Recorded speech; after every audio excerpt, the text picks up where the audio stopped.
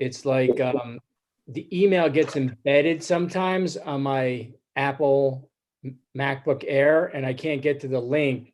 So I have to dig through like old emails on my iPhone because it's the link stays on my iPhone, but it doesn't stay on my Apple computer. It's really weird.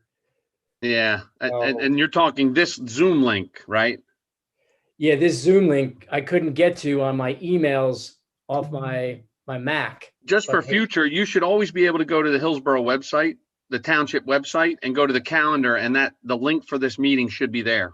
Okay. So you can always, as a backup, not that you need it anymore because you're all going to be in, but in future for any other meetings, it should always be posted on the township website under the calendar, under the meeting. If you click on it, it should pop up, or in Civic Clerk under the document. Where I got it from. I did mine off of Civic Clerk. Yeah, and Civic Clerk. I didn't open up Civic Clerk.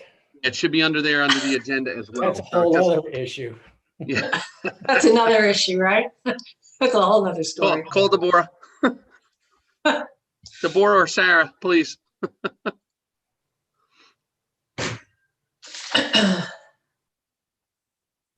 That's not it. Oh, there it is. That's not it. All right, I got a 1. Do you want to start, Chairwoman? Sure. Okay, let me start. All on you. You can go. Thank you. All right, it's 7:01. Call the meeting to order. This meeting will be conducted virtually. All commission members and staff will be participating remotely. The public will be given the opportunity to participate remotely through the advertised Zoom link or choice of phone numbers identified in the public meeting notice. The public should use raise the hand feature in Zoom or *9 if participating by telephone to indicate you would like to be recognized to speak. Meeting and application documents have been made available at https://hillsboroughNJ.civicclerk.com in accordance with the public meeting notice. Please stand for the salute to the flag. I pledge allegiance to the flag of the United States of America and to the republic for which it stands, one nation, under God, indivisible, with liberty and justice for all.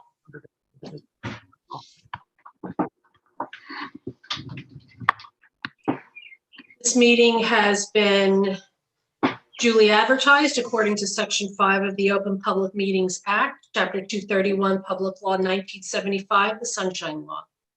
Notice of the 2021 annual meeting schedule has been provided to the officially designated newspapers, the Township Clerk, posted on the bulletin board at the Hillsborough Township Municipal Complex, and posted on the Township's website.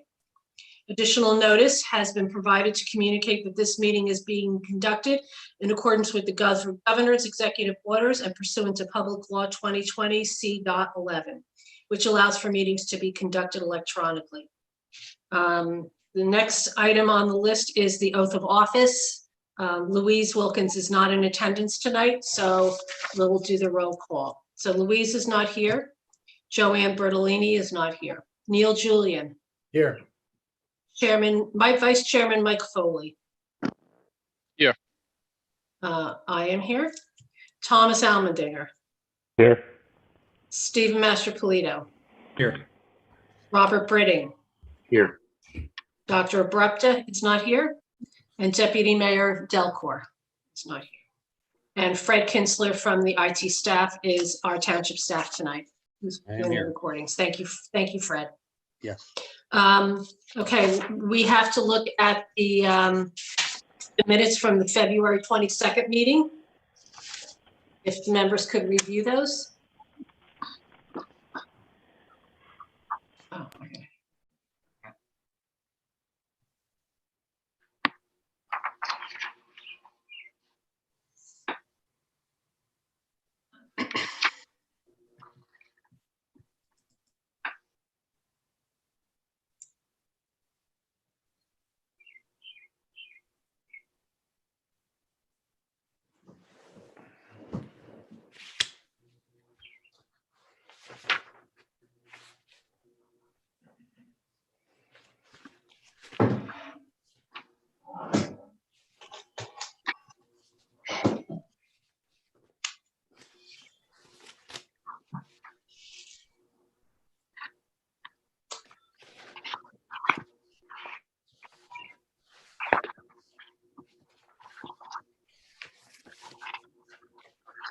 Do I have a motion to approve the minutes from February 22nd? Motion to approve the minutes. Who said that? Robert Mr. Britta. Brady. Okay, Mr. Brady. Yeah. thank you, Robert. Do I have a second? I'll second it. All right, so the minutes from February 22nd have been approved. Fred Kinsler, I just got a text message from Susan Gulliford. She said she's trying to sign into tonight's EC meeting and getting a message unable to join the webinar. The host canceled your webinar registration. Okay.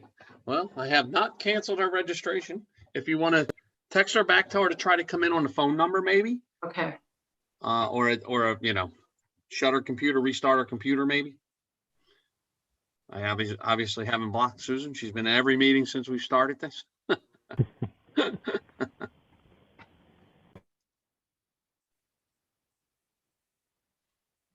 okay, I'll try to come in on my phone as well, just to make sure it's okay. open. Can we open this up to business from the floor, from the public? Is there Sure, we anyone have- online? Right now we have no attendees other than the panelists that we see on the screen. So if any of those are public that want to say anything, it's fine. Otherwise, I think we can proceed because there is no Okay. other. Okay. And again, maybe if somebody pops on, if Susan pops on and she wants to say, we can come back to that later. We do it again later in the meeting. Okay. Okay. So we're going to do review of applications. So Andrew Green and Julie Van Hook are not on the call, correct? That is correct. I see Okay. no one and they are not here. Okay, so let's move on to JS Masonry. We'll put them first and then we'll go back and do them since they are all here at this time. Perfect.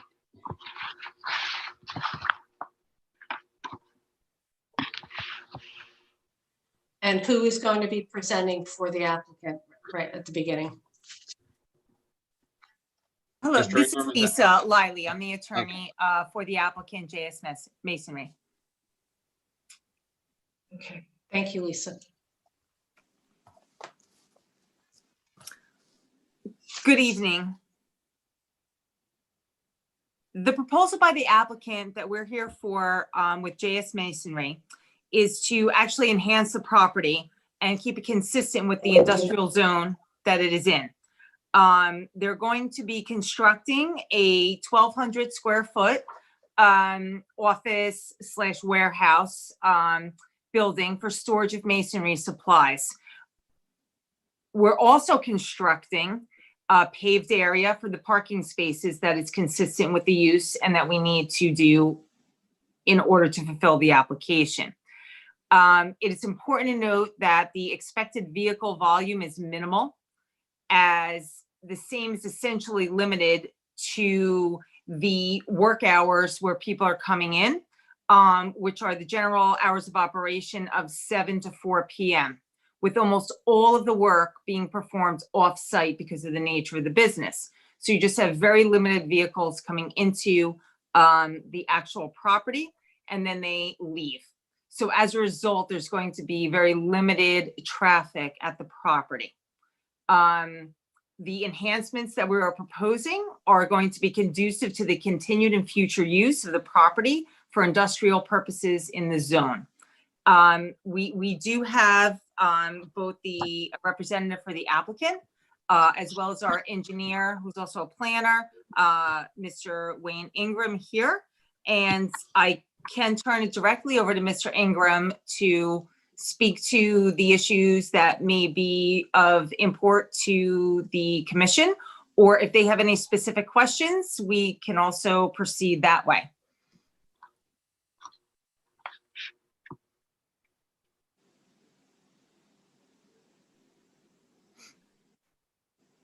Wayne, would you like to provide an overview of the engineering and the environmental for the site?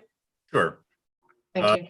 So as our attorney mentioned, it's the proposal is for a 1,200 square foot storage and office building. Excuse me, Mr. Ingram. This is Yes. Fred Kinzer, IT. Do you want to share your screen? You want me to share I have two documents, Debbie, that were sent to me by Deborah. If you guys felt it was necessary to share or I can not. share if you like. Okay, let me make you, let me share host, because it make Thank it you, easier Fred. since you're talking. Yep, sorry to interrupt.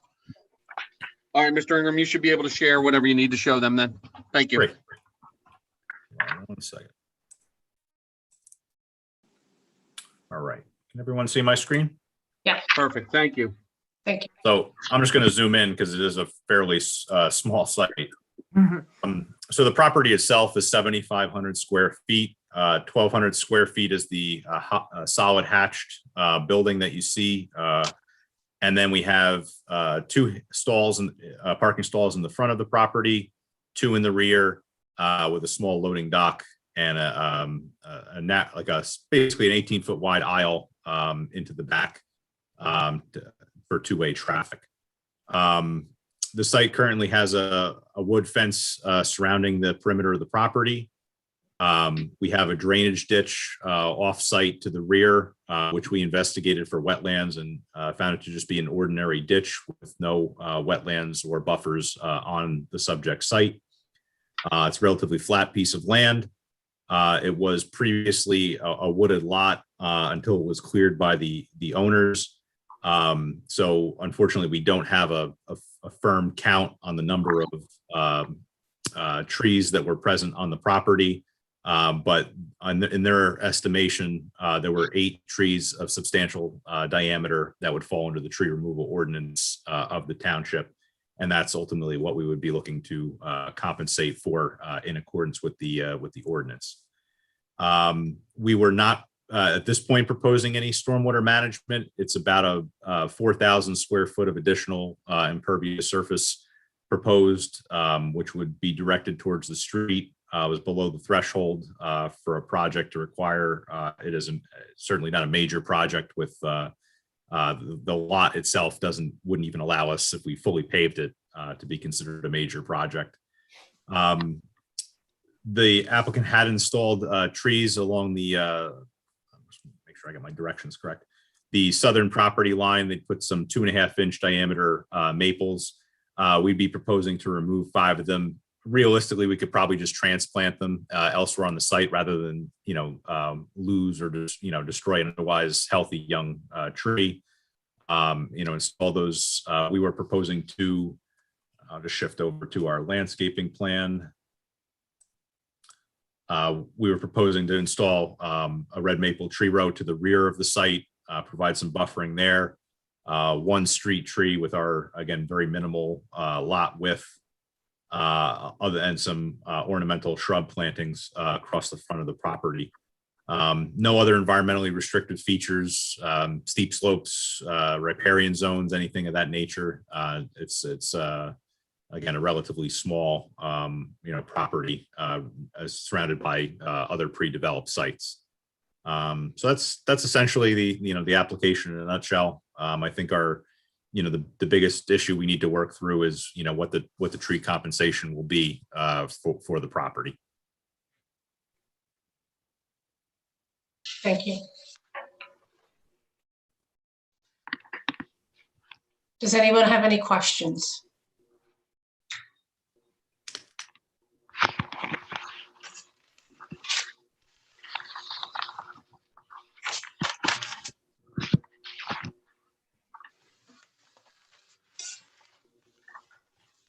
So I have a couple questions. Have you applied to the Delaware Raritan Canal Commission? We had not. You can't really apply. I mean, you can apply, but they'll reject you until you have a resolution of approval from the township.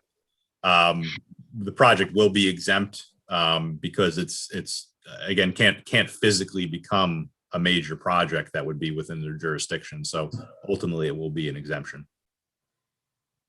When do you plan on applying to the DRCC? Again, you can't apply. They won't accept the application until you have a resolution of approval. So if the project were approved by the board, we would be able to apply with our resolution. Hey, Deb, this is Neil. Did you guys get the? I was gonna go ahead, Neil. Did you guys get the environmental impact statement? We did. Okay, because I got it as part of the planning board, but I didn't get it in my environmental commission packet. So I was wondering if you. No, we have it. We have it. Sometimes I think other applicants have applied and they have gotten, an incomplete because of, prior to getting a resolution from the planning board. Neil, is that correct?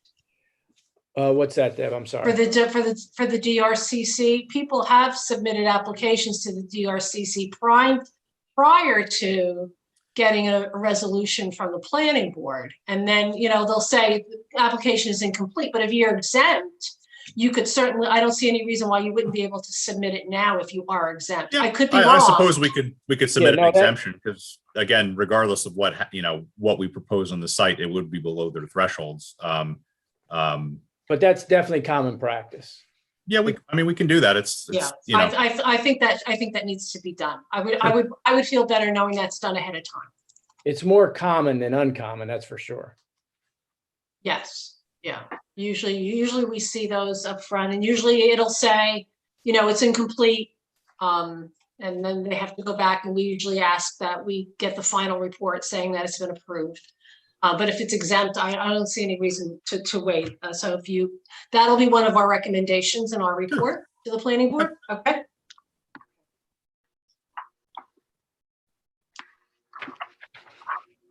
And I guess my other concern was that, in your environmental impact statement on page 6, at the very bottom, you say that according to figure 6 of appendix C in the GeoWeb, deciduous shrub wetlands exist along the northern portion of the site. However, the area is ordinary resource value with no evidence of wetlands detected on site. But then again, you send a letter on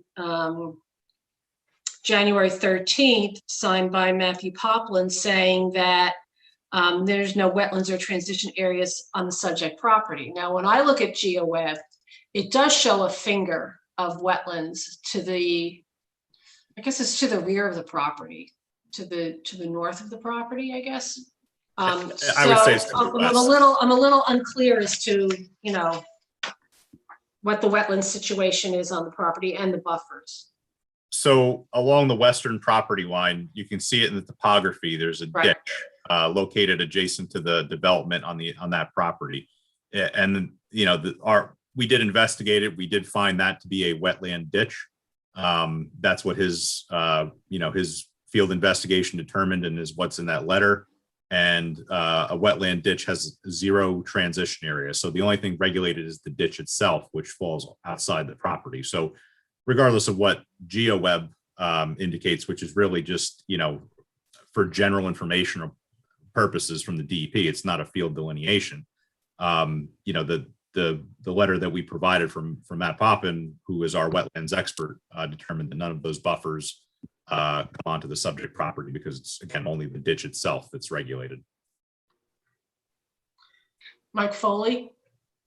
Yeah, hello, can you hear me?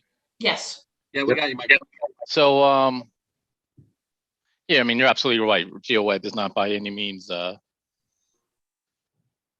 jurisdictional per se, or at all. So then you wouldn't have a problem getting a LOI verification? If that was the request, we would comply. My only concern is, Disturbance, just because of the limited nature of the site, it's probably a quicker application, but we can do that. usually the verifications are pretty quick, easy anyway. And that whole site, it's still forested? It is no longer forested. It was the applicant, prior to understanding that they needed to come for approval, they had cleared the site. And when was that? It was over a year ago, but I don't know exactly when. Yeah, then I'm definitely going to request a verification from DEP. Just to make sure, because if those are forested wetlands, it may not be easy to detect right now if everything's cleared. So I would recommend a verification, Debbie. Okay. LOI verification. That's kind of how I thought too. Okay. And is that drainage ditch drain more than 50 acres?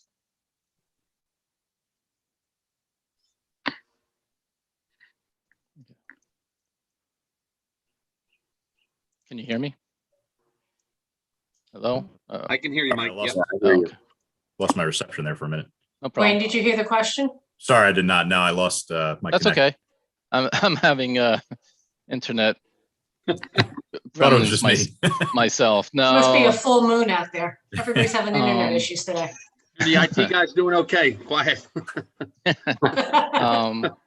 So with that drainage ditch that you say, if the DP comes back, they say it's, it's just that it's a ditch, stay open water, no buffer, ordinary resource value, then, you're good to go as you depicted. But I just want to get that in writing from DEP. Sure. Especially because, like I said, the site was previously cleared recently. And related to that ditch, is that drainage ditch draining more than 50 acres? I don't believe so. I mean, there's nothing stream-wise shown anywhere near it. You can actually, it appears to be like a constructed wetland from the adjacent development. You can see on the bottom of our page, they actually have a riprap area with a discharge to it, which if it was any kind of regulated area, that would never have been permitted. So it appears to just be like somewhat of a man-made feature for drainage, because again, the driveway for that property is right adjacent to it. So Mike Foley, it's not a stream, right? That's what I'm thinking about. Does it have bed? Is it ditch? Does it have bed and banks? I mean, it's a 2-foot depression off the edge of the roadway, essentially. Do you have any pictures of it? Were they included? Maybe in the EIS? Anybody know? No. I don't believe so. I can check my photographs. Where is Park Ave off of 206? Like It's just, behind McClune's, the sports bar, the betting bar. oh, okay. The site is right, we drove by it yesterday on our way in the That's- area. That's Park Ave. If you turn into Mhm. there, Yeah, that's where all the, like that PJ's moving. no, just past this place, there's like 3 houses and that's it. And it's a dead end. Oh, before the transmission place or?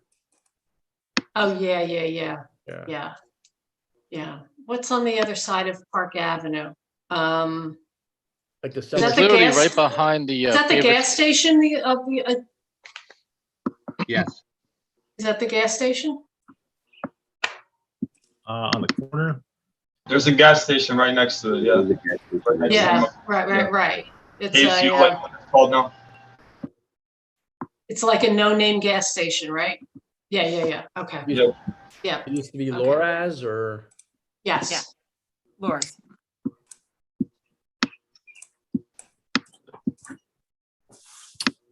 Sorry, I'm scanning my pictures to see if I have anything that really No problem. shows this feature. I don't know if I saw any pictures in here.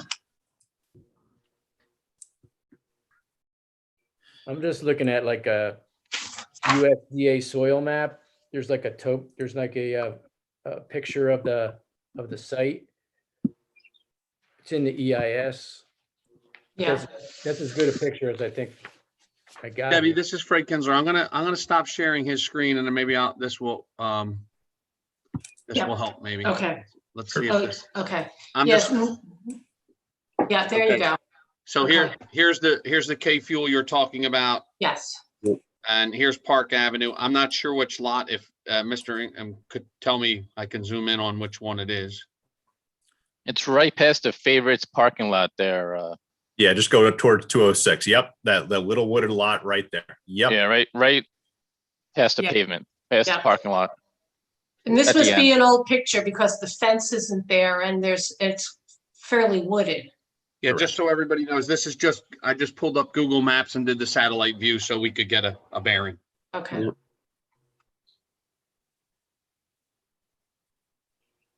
So is the ditch on this, like here somewhere? It's between the parking lot that you see there and the driveway to the west. It's just right in that. Yep.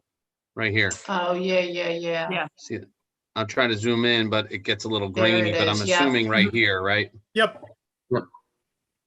Hopefully that helps, Chairman. Yeah, thank you. Yep. Thank you. And what's that building there? Is that your building or? This, No, that's the sports betting bar. Yeah, this is McClune's. McClune's. Down, And here's the park. Here's I think it's Doherty, right? Right, Doherty Park, right? And So, the depot, Bellamy Depot. right, the USA depot's over Depot. there. Right. Here's the fuel and here's Park Ave. It goes along the, Mm-hmm. so here's So the basically, property back. just north of that parking lot. And then there's a residence adjacent to that, Right here. and another one, and then the one at the end of the street. Yep, that's it. 1, 2, So 3. it's a dead end.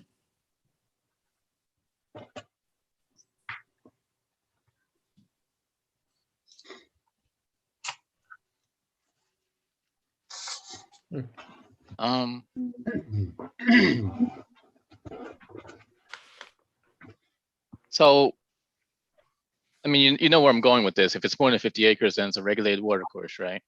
Sure, yes. So did you look at that? You determined that's not the case? You know, it really seems so insignificant of a feature. I didn't bother to do that check. I mean, based on where it's at, but you know, we can certainly look into that. I mean, there's really, you know, the properties on the one side drain to the street, the properties on the other side drain to drainage basins on the park. So I can't imagine there's anywhere near that, you know, that drainage area. You know, we can certainly check it. Then the other thing is, all regulated waters have a riparian zone. So now it comes down to if that's, natural or man-made, if it has bed and banks. I mean, did you do that analysis to determine if it has a riparian zone?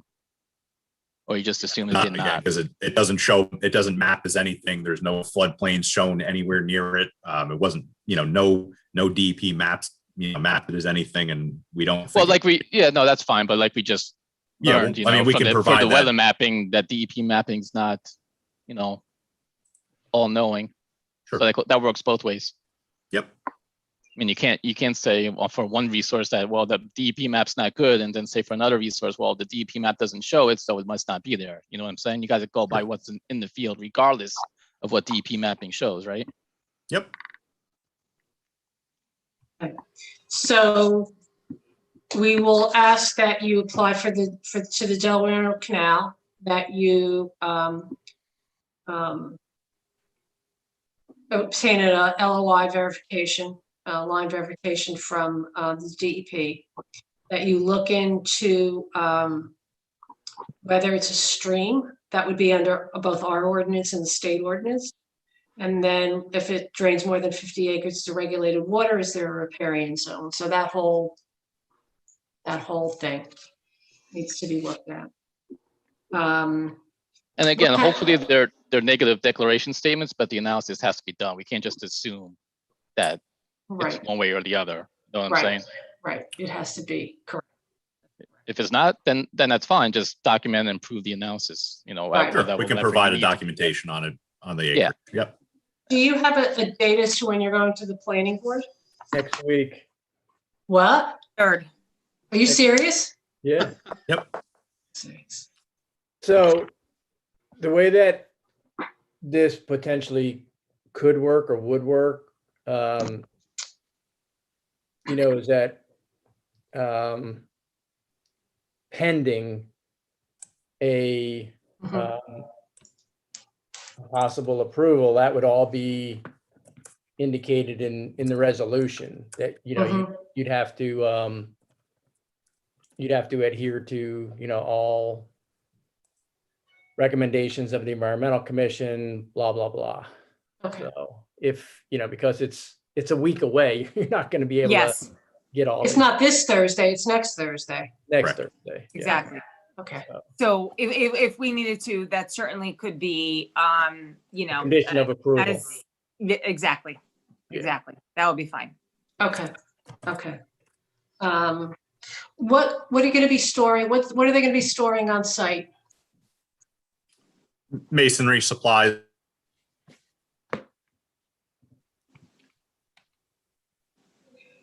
And how is the building going to be heated? Sorry, Mr. Ingram, we dropped you again. We lost his Me? audio. You lost me? No, we lost Mr. Ingram. Ingram. Yeah. Can you hear me? Oh, you're back. We can, maybe you want to shut your video off. It might help a little Sure. bit at this time because all right, try it now. So the question is, how is the Question? building heated?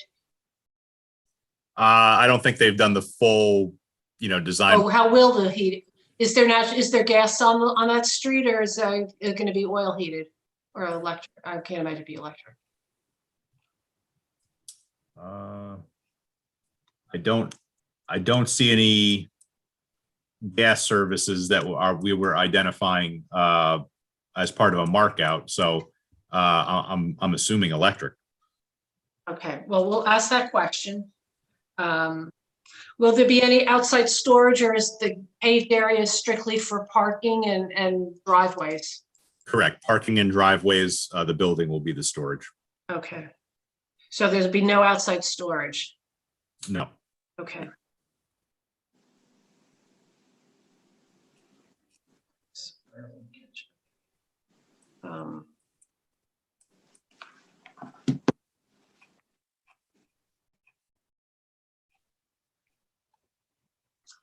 Does anybody else have any questions for the applicant?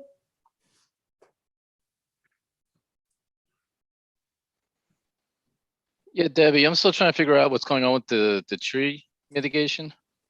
Can they go over that again? Because it's not clear to me So how that's being handled. we're estimating that there were 7 to 8 trees on the property. And unfortunately, with the property cleared, we don't know, exact diameters or anything.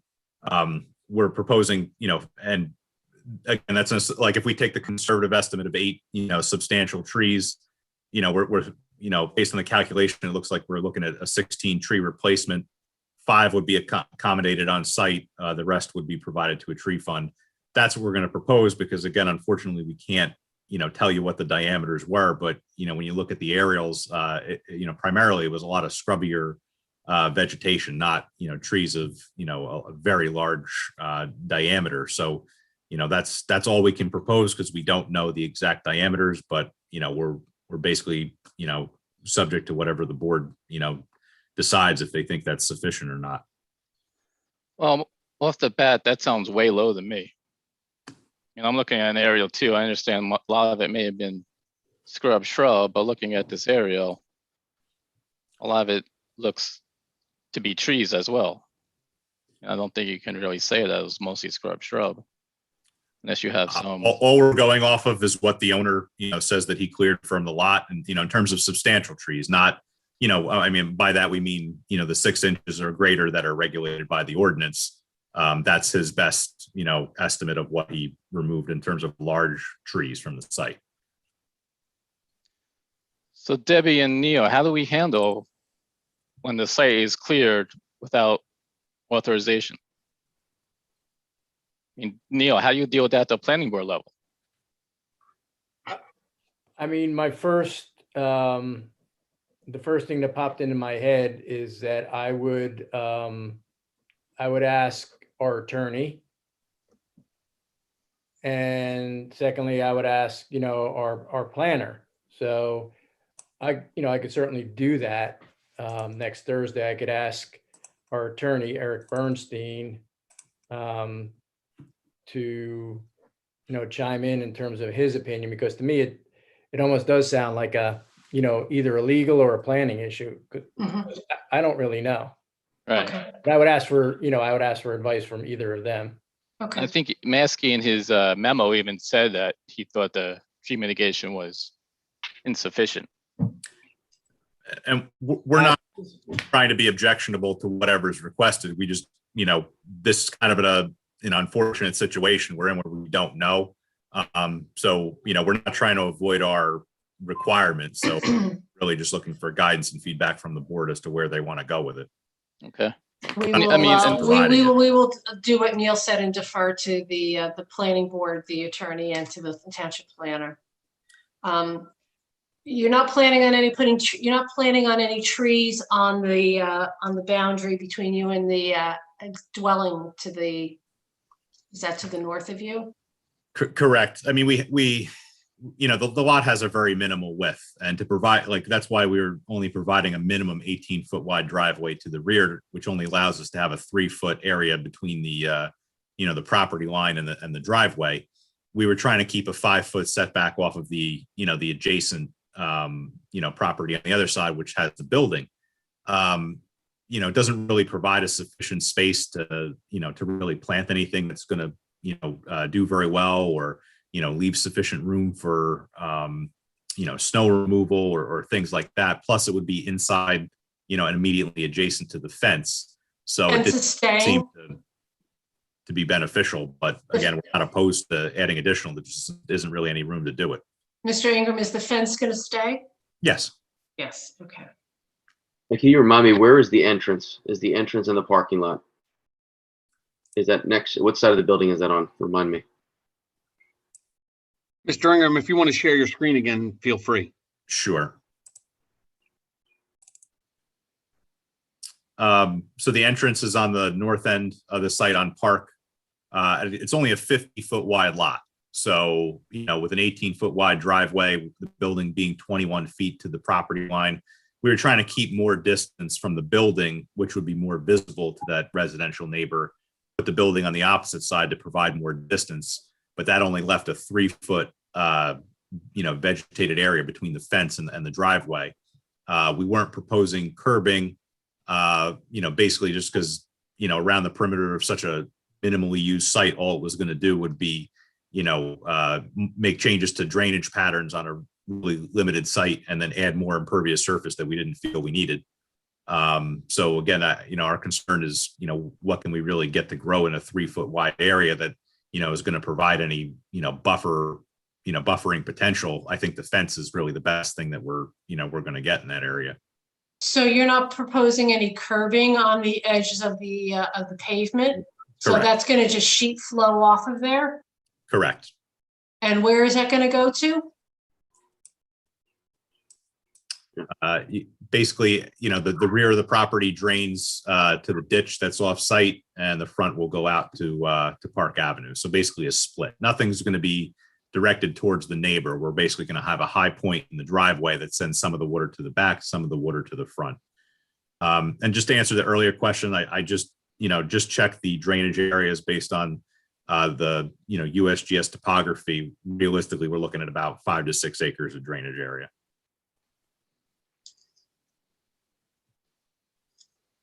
That ditch. Okay. How much did you say? 5 or 6. 5 to 6 acres? There's a stream to the north of all of these properties, which the majority of the land is directed towards north of it. So it's really just the roadside ditch along the side of the driveway, and then it goes in an opposite direction. And you realize the 50-acre threshold, is only regarding a flood hazard area, floodplain, right? Right. Well, it's not. Yeah, it's floodplain, but it's also what would define it as a anything over 50 acres being considered a stream. It would be for both of those. Well, a stream can be less than 50 acres. Right, but it would have to be mapped in some.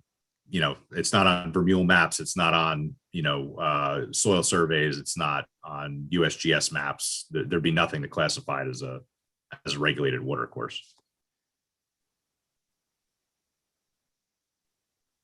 Yeah, but you can still have a man-altered water course that's not on one of those maps, right? If you have bend and banks, there's that exception that in the rules, right? 2.2.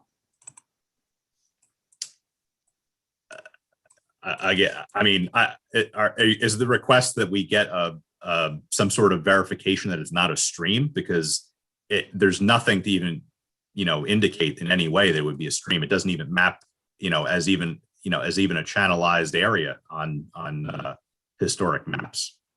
And nothing on soil survey or USGS? No, I think we even have the soil map. You can see the soil map right here on our plans. There's nothing. It's just it's on basically a soil boundary adjacent to this driveway. All right, well, that's one map, but when USGS and Vermeule. I'm on USGS right now, which is what I based my my acreage limit on, and there's nothing, there's nothing. All right. All I'm getting at is, the 50 acres has to deal with, flood hazard area, right? A regulated water greater than 50 acres has a flood hazard area. Obviously, correct. This is 5 or 6 acres, and this feature would not have a flood hazard area. The other threshold is even less than 50 acres. If it's natural or man-authored, has bed and banks, it can still be a regulated water, in which case it would have a riparian zone. So I understand that the flood hazard area is probably not an issue. Now I'm just trying to determine or get you to determine or say one way or the other, and doesn't have to be right now, whether or not this water feature has a riparian zone. If it does, then we need to address it. If it doesn't, it just needs to be documented why it's not. Sure. Okay. Those will be in our questions. Yeah. A lot of people just look at the 50-acre threshold and say, oh, it's greater than 50 acres, I don't have to worry about it. It's less than 50 acres, I don't have to worry about anything. That's only partially true. They don't have to worry about flood hazard area, but they may have to worry about riparian zone. So I just want to make sure that riparian zone part's not getting forgotten about or dismissed. That's all. That makes sense? Yes. You understand where I'm coming from? Yep. I'm Okay. very familiar with the rules. Yep. Great. Any other questions? Tom Almendinger, did you have a question? No, I'm actually good. Thank you. Okay. Right. All right, so we'll put together a report that goes to the planning board for next week. And those items that we mentioned will be items that you'll have to address. You can have that discussion at the planning board. And as Neil said, you know, the resolution can have those as conditions, I guess. So are there any other questions? Is there any other comments from any of the commission members? Does the applicant have any other questions to offer us? No? I do not. No, we don't. Thank you. Okay, great. Thank you very much. Thank you. Thank you. Have a good night. You as Hey, well. Debbie, do you have to open it up to public? Well, thank you for that. Yes. And we open Maybe it there's up. nobody there. I can't see, but just so we're Susan covered. is supposed to be on. Yeah, there are a few people on, so Oh, I'm sorry. we can certainly open it up if it's I have time. an Anybody issue. from the Sure. public have any questions for this applicant? You can raise your hand at this time. I see none, so I guess we're good to go. Okay, great. Thank you very much, everybody. All right. Thanks again. Thank you. Thank you. Have a good night. Thank you. You as well. Good night. And Chairman, I still don't see the other applicant on, but I Okay. do see a couple public, if you want to open it up to business not on the floor, if they have any comments or questions. Let's do the other application first. Okay, I don't And see then we anybody can here for do, that, but you guys can continue on.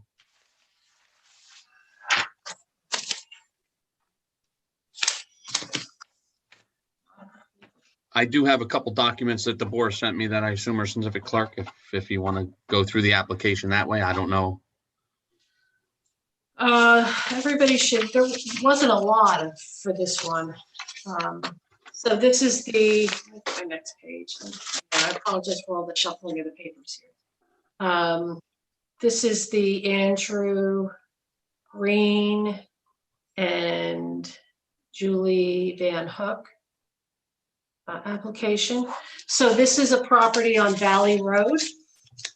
It's a residence, and they want to relocate an existing shed and construct a detached garage on the property. They asked to, I guess they asked to come to the commission because of there's some environmentally sensitive areas to the rear of the property, and they wanted to make sure that everything that they were doing was within all the legal boundaries. So if you have the map of the property, can you put you're the best. So let's zoom in on this side. All right, so this is the existing property.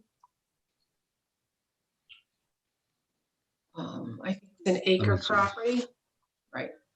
So there's a freshwater wetlands buffer area and a flood hazard area because the Royce Brook tributary is to the rear of the property. Looks like it's partially on the property.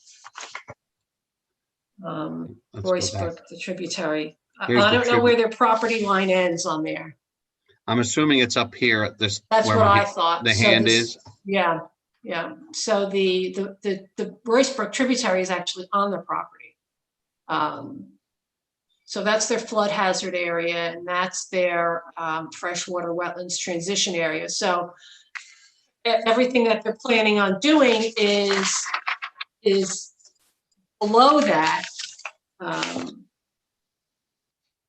Right, so there's the existing shed.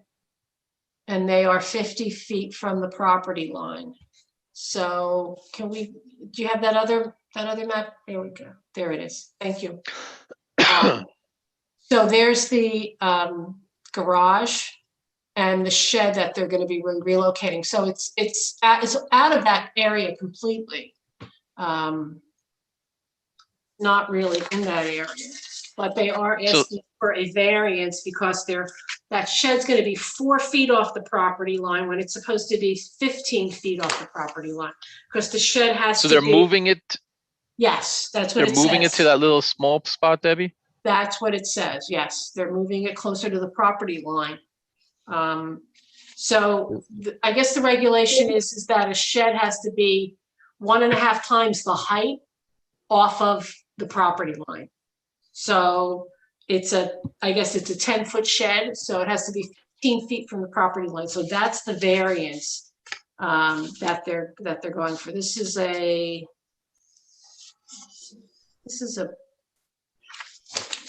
Board of, oh yeah, it is Board of Adjustments. It's a Board of Adjustments. So that's what it is. It's fairly simple. There's some pictures that they provided to us. Yes, they're up there now, Deb. I have them. There they are. Yeah. Thank you, Frank. Yeah, you're welcome. So I'm They guessing take- this is the shed, Mike, Yeah, and then they're trying to move that over to the side of the property line to put this big garage or whatever at the base of their driveway, right. is what it looks like to me. That's what it looks like to me also. Do they have to take down any trees to move this shed? It doesn't look like it. No. Right, It's it looks nothing- like here, the shed is here, and they're just moving it basically, I guess, to the. I There's guess a it's- picture of him, Fred, with you could see his hand with the watch and he's pointing to like a fence line. Right. Do you have that picture? There it is. Oh, here, right Oh, here. I'm pointing to it on my screen like you can see. I'm pointing at it. Yep. Oh, There right it here, is. this one. So it doesn't look like there's any trees that are gonna have to come down. From here to over here. Yeah, I didn't even notice that was his hand, Deb. Thank you. yeah. Somebody's saying, I'm not sure. Yeah. This is lot 35? Lot 35. Yes, it is.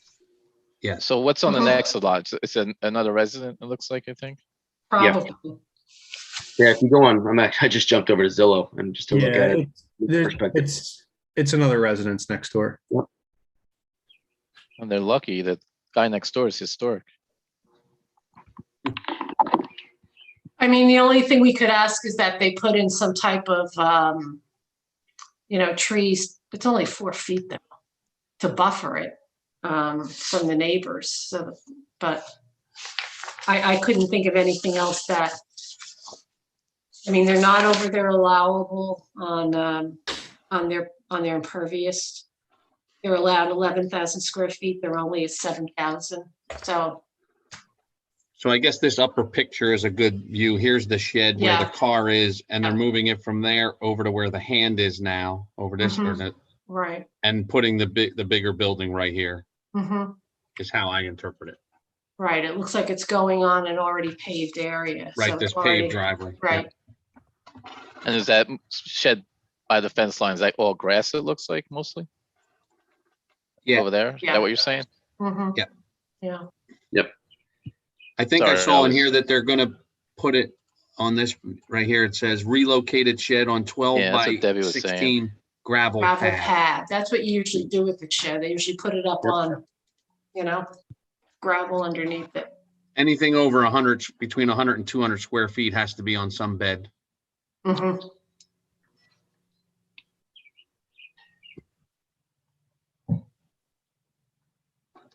I don't have any issues with it other than, it's fairly close to the property line. I mean, I don't know how the neighbors are gonna feel about that. Well, that's what the Board of Adjustment is for, right? That's not really Yeah. our first. That is correct. That is correct. Yeah.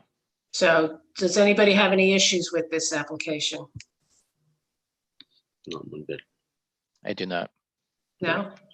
Okay. Nothing here. Do we have anybody we want to open it to the public to see if there's any questions from the public? Sure. Anybody in the public have any questions for the board on this application? Since the applicant's not here, the board will field any questions at this time from the public. I see none, Chairman, so I think you can proceed. Great, thank you. Thank you. All right.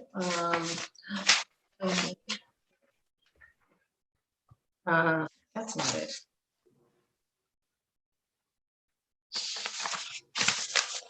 Trying to find my extension.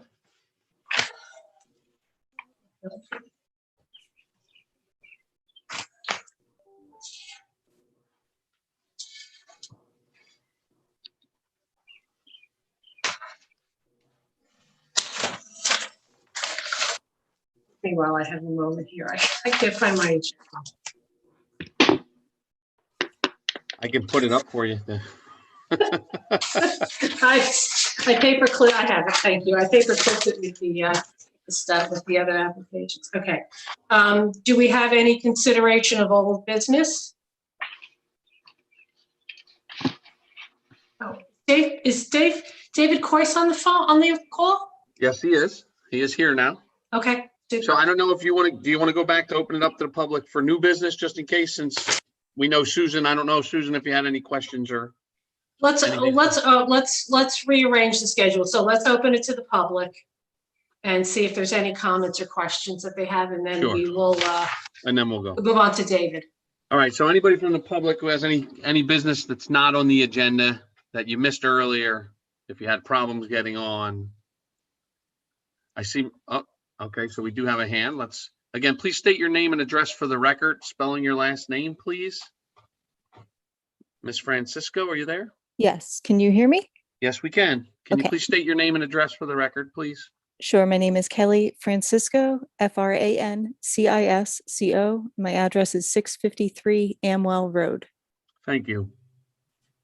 So I just had a quick question. I don't know if you guys will know off the top of your head, but about a year and a half ago, we had received notification that Block 11, Lot 44, which is a undeveloped lot that's between Amwell Road and Mill Lane, just west of East Mountain Road, that was, being considered for development, and that they wanted to use the previously expired LOI application. And then I hadn't heard anything further about that development. I was wondering if anybody knows what is going on with that, whether they needed to go back in with their wetland delineation, or. I don't think Kelly, I don't think we've seen anything relative to that application, because I've not heard of anything in that area. We haven't seen any applications relative to that property. Okay. I would think that if the LOI is expired, that they would have to get a new LOI. Mike Foley, is that correct?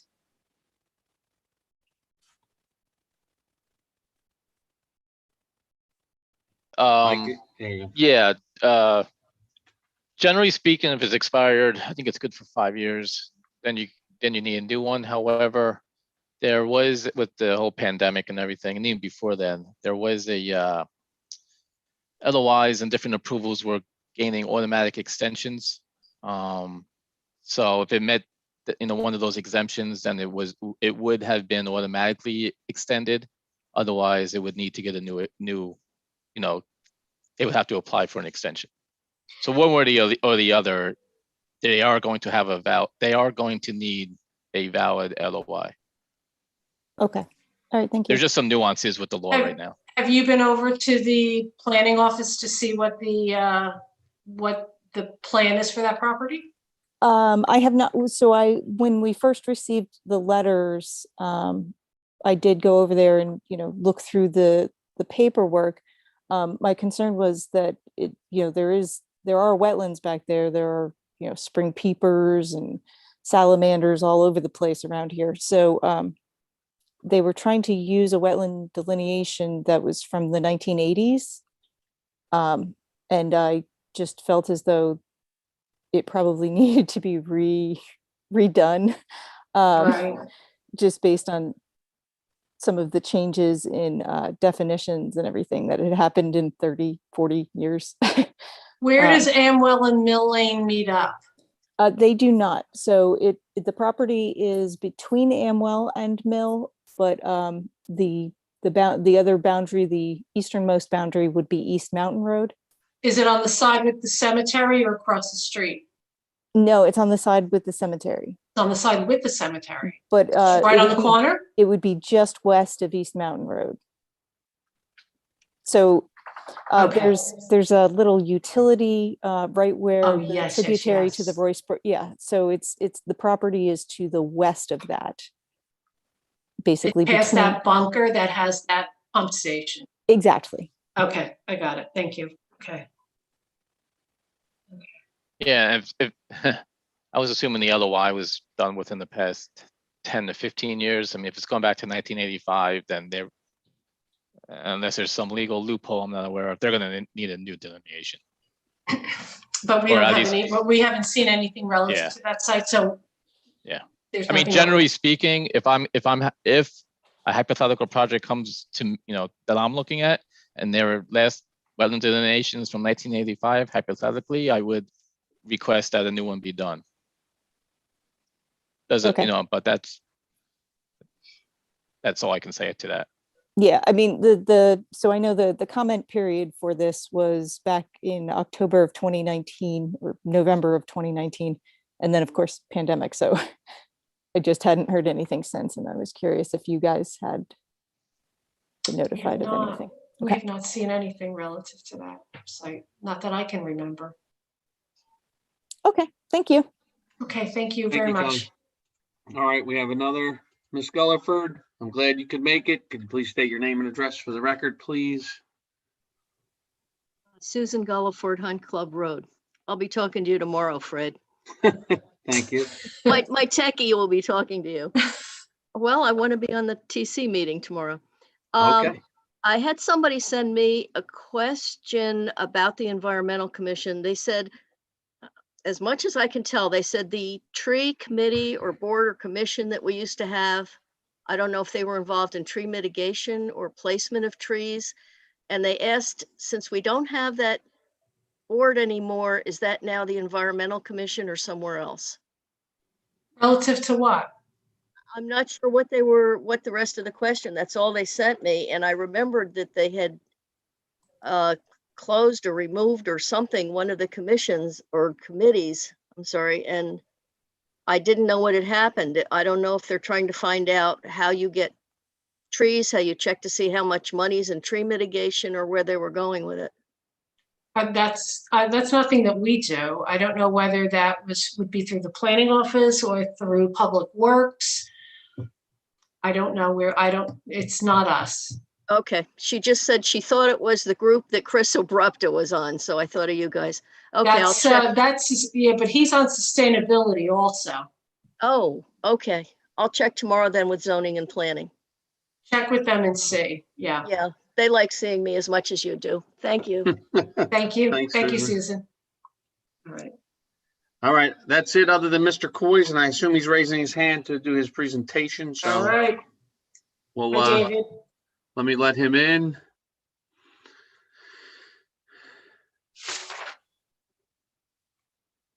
Good evening, Mr. Coy, are you there? Here. There you are. I am here.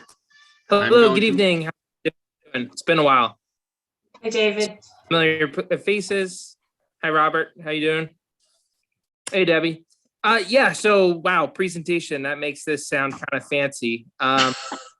Thank you, Debbie, for inviting me. I just basically wanted to kind of check in and say hello to everyone. I've been, talking to Debbie, and there's just like just a few little things here and there. So where to start?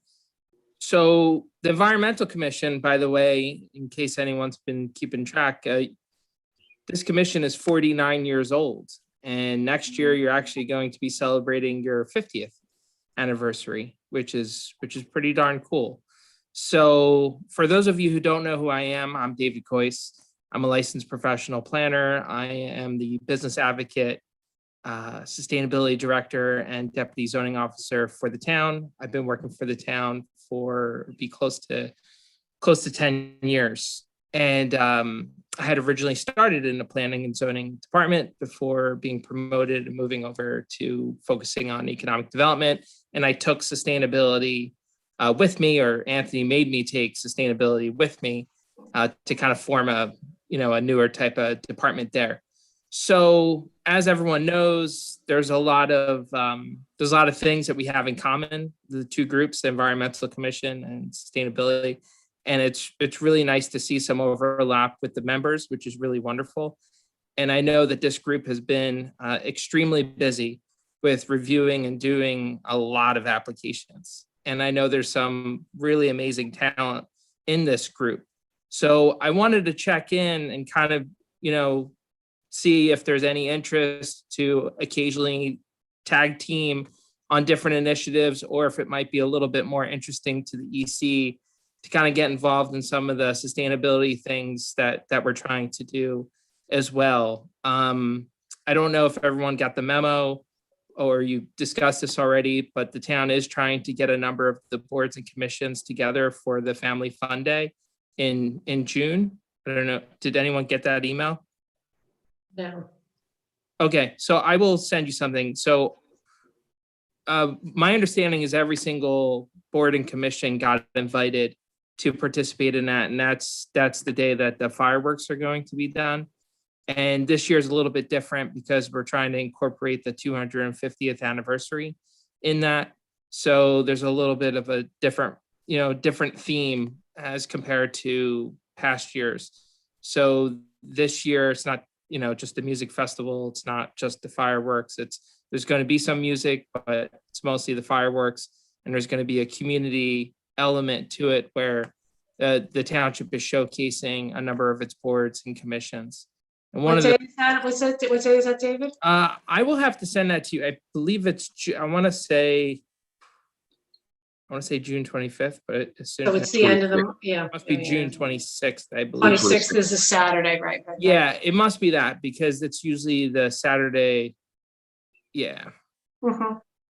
Yeah. So I will get more information. I'll send it out to you, Debbie, to make sure you get it. I guess this is kind of a long way of saying Sustainable Hillsborough will have a table. So if anyone's interested in joining forces, there's only so many volunteers on all of these committees, and rather than every single board and commission having their own table, I was talking to Anthony today, and we thought it was a good idea to take some of the boards and commissions that have things in common and to join forces and try to have something to discuss.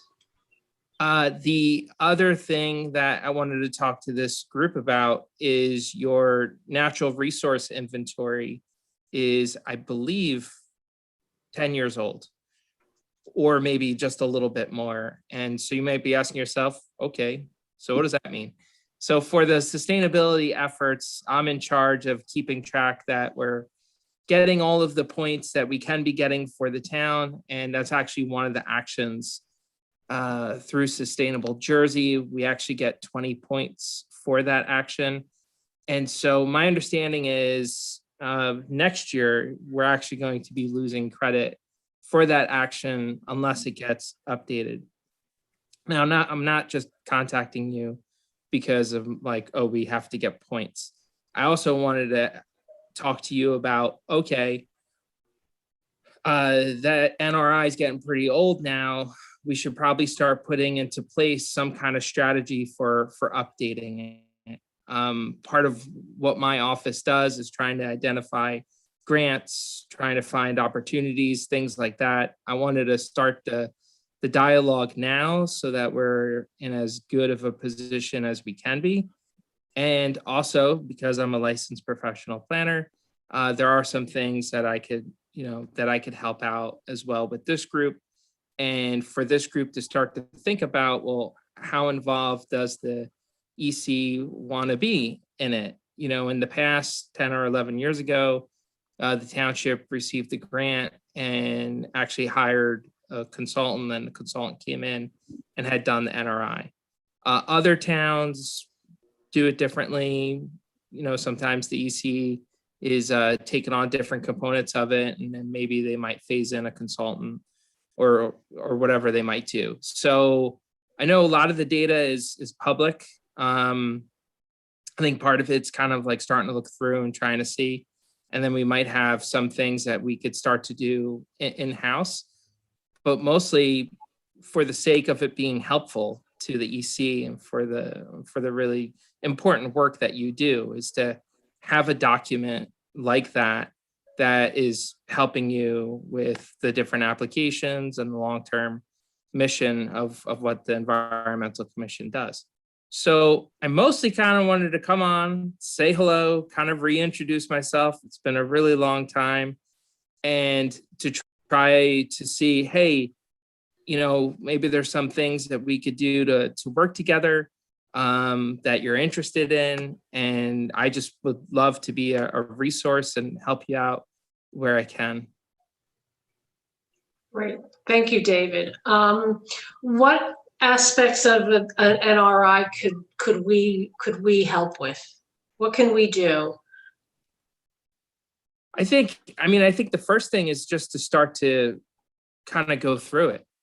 I don't know if you want to go the route of, potentially creating a subcommittee of people, or just have it informally where whoever might be interested to start to look at the NRI and look to see what you think you might be interested in doing yourselves. I know I was recently looking at it because we're looking at a lot of things related to the endangered species in town and trying to see what was kind of outdated compared to what the state has. I mean, as I was looking through the NRI, which I believe it's over 100 pages, there was just a lot of information that seems to be not very unique. Like, it's information that's taken from other places. So the thought is, like, we do an analysis and try to figure out, okay, well, how much of the NRI is just information that's out there that we could start to compile, rather than paying a consultant a lot of money. And no offense to anyone who's in the consulting business here, but just in terms of, is it an opportunity to get people involved? And if we do have to go out and get hire professionals to do it, well, let's know exactly what we're hiring them for, rather than just saying, here, create a NRI for us. Because there are organizations out there that are always knocking on the door and want to be paid to do it. So I just wanted to start talking about that. Put it on your radar.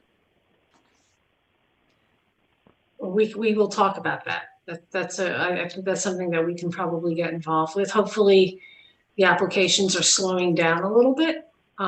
Last year was, past couple of years have been very, very busy for us. Seeing 3, sometimes 4 applications in a month. But things have slowed down a little bit. So I think that's something that we can certainly look at. I think you sent me the NRI a couple months ago. I didn't go through it in any detail by any means, but I certainly will go back and take a look at it. I think Mike Foley, you said that when you were on one of the ANJAC webinars, how much does it cost to have an NRI done? I think, it varies obviously, but I think the average going rate was about 10 grand. Didn't we, isn't that a grant that we applied for 10 years ago, Deb? Or that was my memory, that ANJAC came to us and said, we can give you a grant. And I think we applied for it, got the money, and then we hired a consultant. I mean, that's the best recollection I have. And it could have been 10 years ago. I don't know if that was the NRI. I don't think so, because the ANJAC grants aren't usually that much. What did we I get? thought we applied for one to update our open space map. Amy Green did that, I believe. That was a long time ago. That's the only grant that I remember getting. I'll go with your memory over mine then. Yeah, I don't know about that. I don't know if I do that. So yeah, I don't know who did the NRI. I know I. Oh, that was. Yeah. Oh, that was the greenways map that I think you're talking. Yes, that's correct. Greenways, Yes, yeah. yes, the greenways. Yes. I remember talking to you know, our first planner who passed away. Bob Ringelheim. Bob Ringelheim. Yeah, I remember going over the NRI with him long time ago. Bob Ringelheim. I don't remember. Does the planning board have any input into the NRI? Is there any connection between the planning board and an NRI, or no, David? I mean, it does work into the master plan, and you know, that's part of it. And updating the NRI was part of one of the do outs for the master plan, but the master plan has been kind of, you know, stuck in the same gear that it's been in for a while. We got to the point where, you know, we basically met for almost 3 to 5 years, came together with a good strategy, good plan, handed it over to Dave Maskey, and that's where it sits right now. So. Well, we didn't have any, the commission didn't have any input in that. And I know you talked to us about that, but we never saw anything with that. Never did see it because it never got past. Never got that far. Point. That's what was one of the recommendations is basically to branch it out to all the different agencies, including the Environmental Commission. And I wrote a note to Sean and to Carl about 2-3 months ago, because we did a lot of work, and that's where it sits right now. So we don't need to have any more meetings on master planning or NRI. He needs to basically follow through with what we've been recommending for the last 3 to 5 years. Otherwise, it's really nothing gets done. So It's kind of stuck on his desk. I mean, I don't mean to be, you know, I don't want to be derogatory to anybody, but it's just, that's the state of affairs. So that's fine. If I may, so that's where I'm kind of coming in, and you know, kind of seeing where everything was and kind of where it's going, and realizing that. And again, I've been talking to Anthony and talking to him about ways that I can assist, and also talking to David Maskey as well. And you know, there are things that are in the master plan that fall into departments and committees that go way beyond, you know, planning and zoning. And so what I've been talking to the group about is, well, ways that we can start to try to push some of those good things forward that eventually need to get done.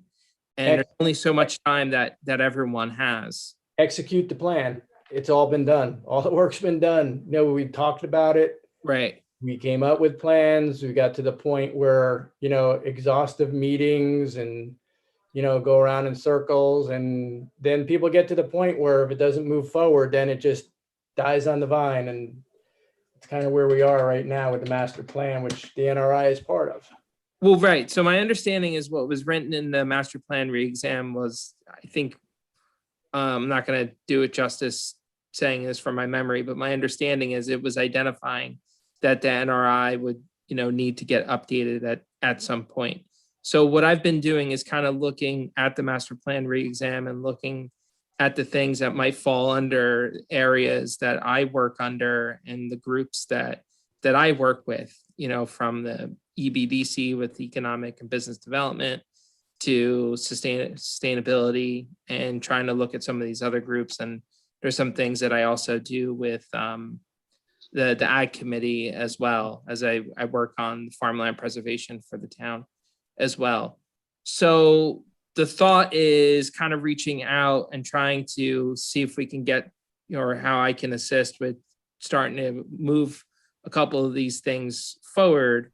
You know, I defer to David on the other items that kind of fall solely on the planning and zoning department, but anything that might be something that a committee or department can help push. The thing is, when I was speaking to him, and obviously, you know, looking at the money that it could potentially cost to do a new NRI, it wasn't sounding like to me that this was a priority. So because of that, I wanted to, in talking to Debbie, try to see, well, what things can we do behind the scenes can kind of move this forward? Because if we just wait for money to come about, that's difficult. I would go back and read that report that the master planning subcommittee came up with, handed over to, you know, the planning office. Has to be over a year or year and a half ago, with a comprehensive plan in terms of moving forward, disseminating all the do outs, all the work to all the different subcommittees in town. It's exactly what you're saying. You know, that's exactly the plan and the ideas that we came up with, but we can't do it. We never got it out of the planning office to disseminate it out to all the different organizations. So you can talk about it all you want. If it doesn't move beyond the planning office to all these other committees, it just doesn't, you know, you're never going to get people to get to do what you need them to do. And you could talk, you know, you could just keep going around in circles with this all the time. And that's the point where we're kind of at with it. So your understanding, and I just don't want to get this wrong. So your understanding is what's supposed to happen is the planning and zoning department is supposed to put something out to the different committees to pursue. The planning board did. The planning board has a master plan subcommittee. Right. We met for the last 3 to 5 years, and we met and we met and we met. We came up with a plan, and part of that plan was to go, you know, hand out a lot of these projects that were pertinent to the master plan to all the different, you know, subcommittees, environmental commission, sustainability commission, architecture. I mean, there's a lot of people and resources in this town that were willing to work on it, but it didn't move beyond the planning office to disseminate that information. And that's where it's been for the last year and a half, 2 years. So you can do what you're doing, go out and keep talking to people and this and that. But I think it all starts with the master plan and moving those projects to the appropriate committees in town, and you'll get work done. And that's what we recommended. And that's where it kind of just has been for a while. So it's like, you know, you can understand and you can hear the frustration in my voice, because I've worked very hard and I made a lot of promises to the Environmental Commission that, like what Debbie said, oh, it's coming, it's coming, it's coming. I wanted Environmental Commission to review all these things, but just never happens. Okay, I understand. Can't get it out. David, what do we do about that? I mean, relative to the NRI, is there any overlap here? Can I ask a question before, Debbie, related to what you're saying though?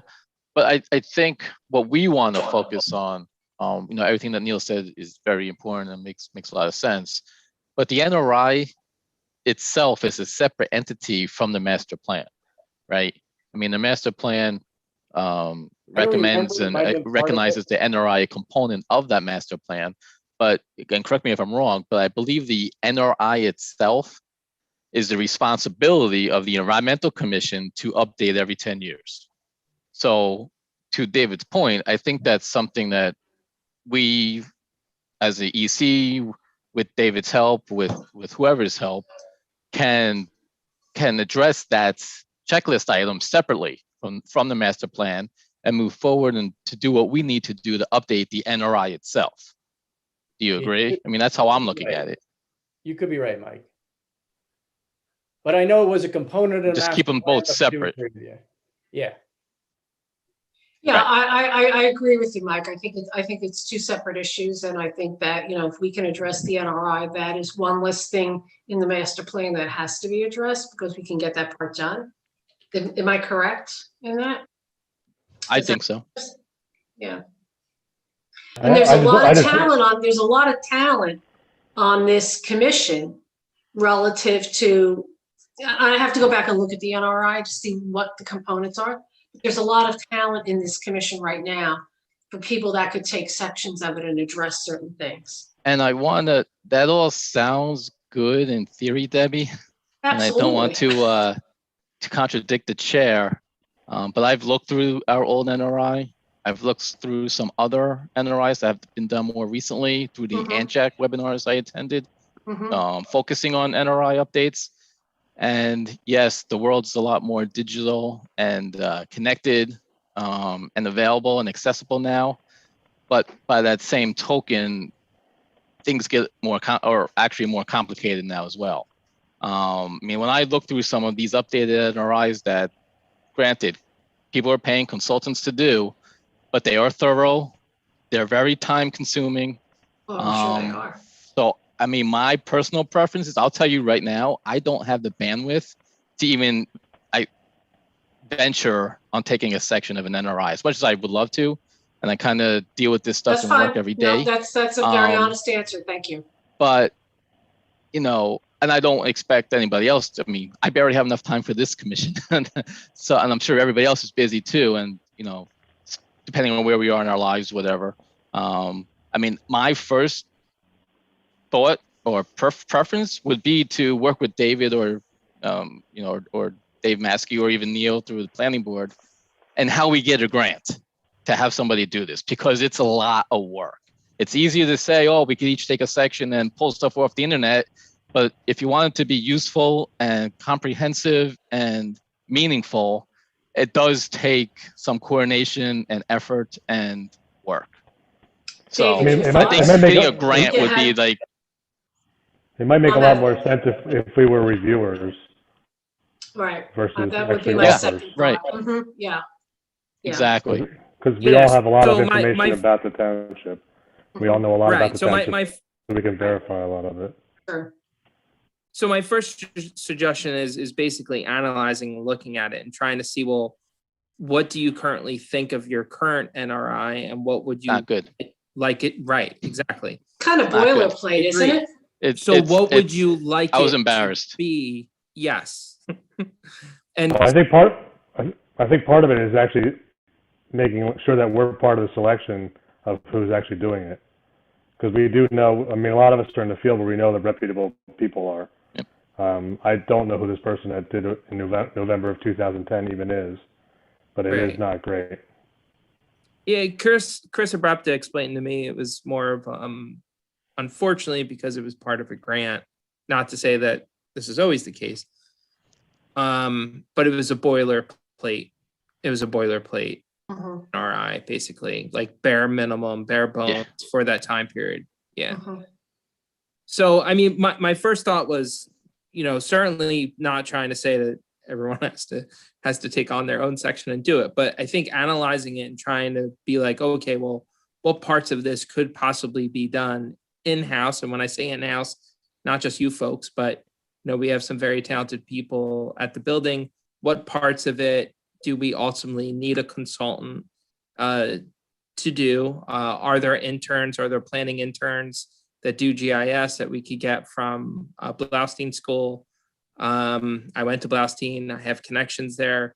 Are there different things that we can do, or is it we just full out need to get a $10,000-$15,000 grant potentially to cover this, or some hybrid? So all I'm really trying to say is, before we get to the point that the town no longer gets credit for it through Sustainable Jersey, is what are we doing to prepare for when that comes?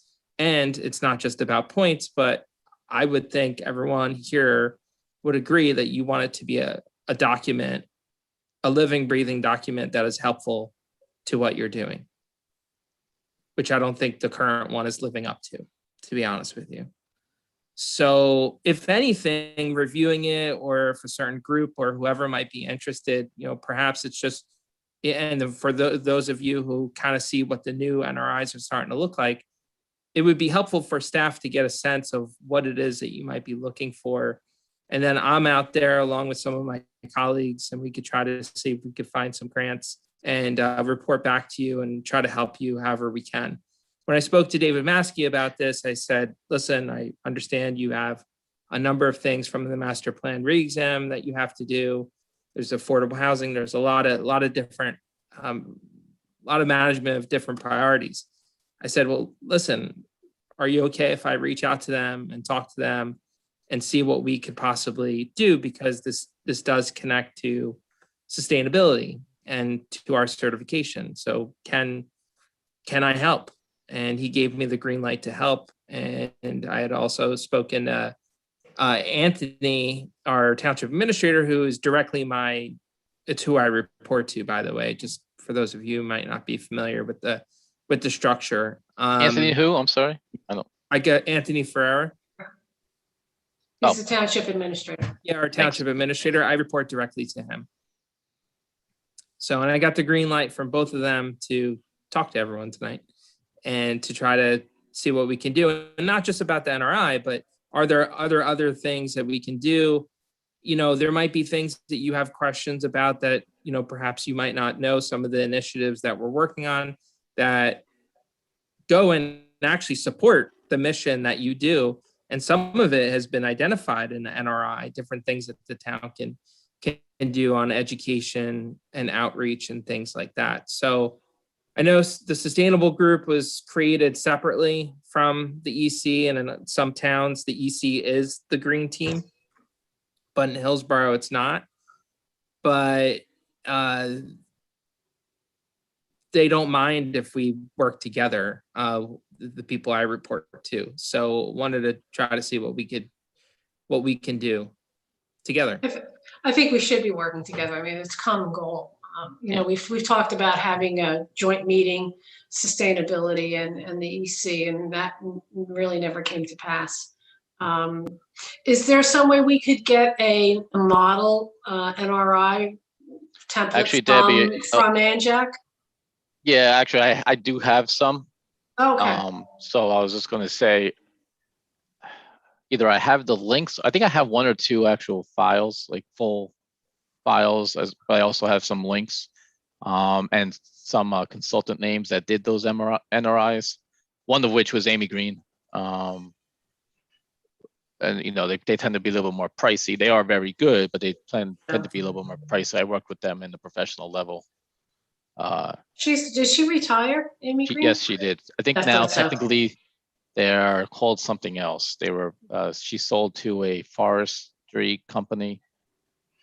Yeah, Davies Tree Service or yeah, that's it. Okay. A lot of the same people, but I think she's there as a consultant now. Yeah. But she's retired. She sold it to retire. She's been there a long time. Yeah. Okay. All right. But yeah, I could get you some. Actually, I'll probably just send you links. That'll probably be easiest for bandwidth. And you know, just see they were done in the last 2 or 3 years, so they're pretty current. They're very GIS strong, which is good. But they're also very comprehensive, which is good too. Well, I think that's what we want. I mean, this is a big township. This is 54 square acres. You know, you don't know whether you're dealing with a small community, something that's 1 acre as opposed to what we have. So, you know, it may be a different kind of an animal. We'll have to see. And maybe we need to set up I hate to use this word, but a subcommittee, you know, with David and his guys. You know, if you suggest we can all just meet. That's how this works. What's that? If you suggest you own it. Yeah. I could set up a Teams call. That's easy. That's fine. I could set up a Teams call. I know how to use Teams. But to David's point, just to keep the lines of communication open, but he's right. I mean, this thing was dated. I just looked it up again, November 2010. I think technically we were supposed to have it November 2020, which is last year. So we're already late. Yeah, they gave us a bonus year because of the pandemic. Well, I guess it came in good use for something then. The lateness I don't think it has anything to do with sustainability points. I mean, maybe for your part it does, David, obviously, but but the sustainability gave us an extra year. All right, but because of the pandemic, correct? But that's what David said. Okay. But for the NRI itself being the EC planning document, is there legal legislation that like there are for the stormwater management regs that we just had to renew? for an NRI. I think I think it's a 10-year, quote unquote, recommendation. I don't know if it's required. I'm not. So the master plan, sorry, I didn't mean to cut you off. So the master Go plan ahead. has to be examined, re-examined every 10 years. So the examination happened, and within that examination, it was Okay.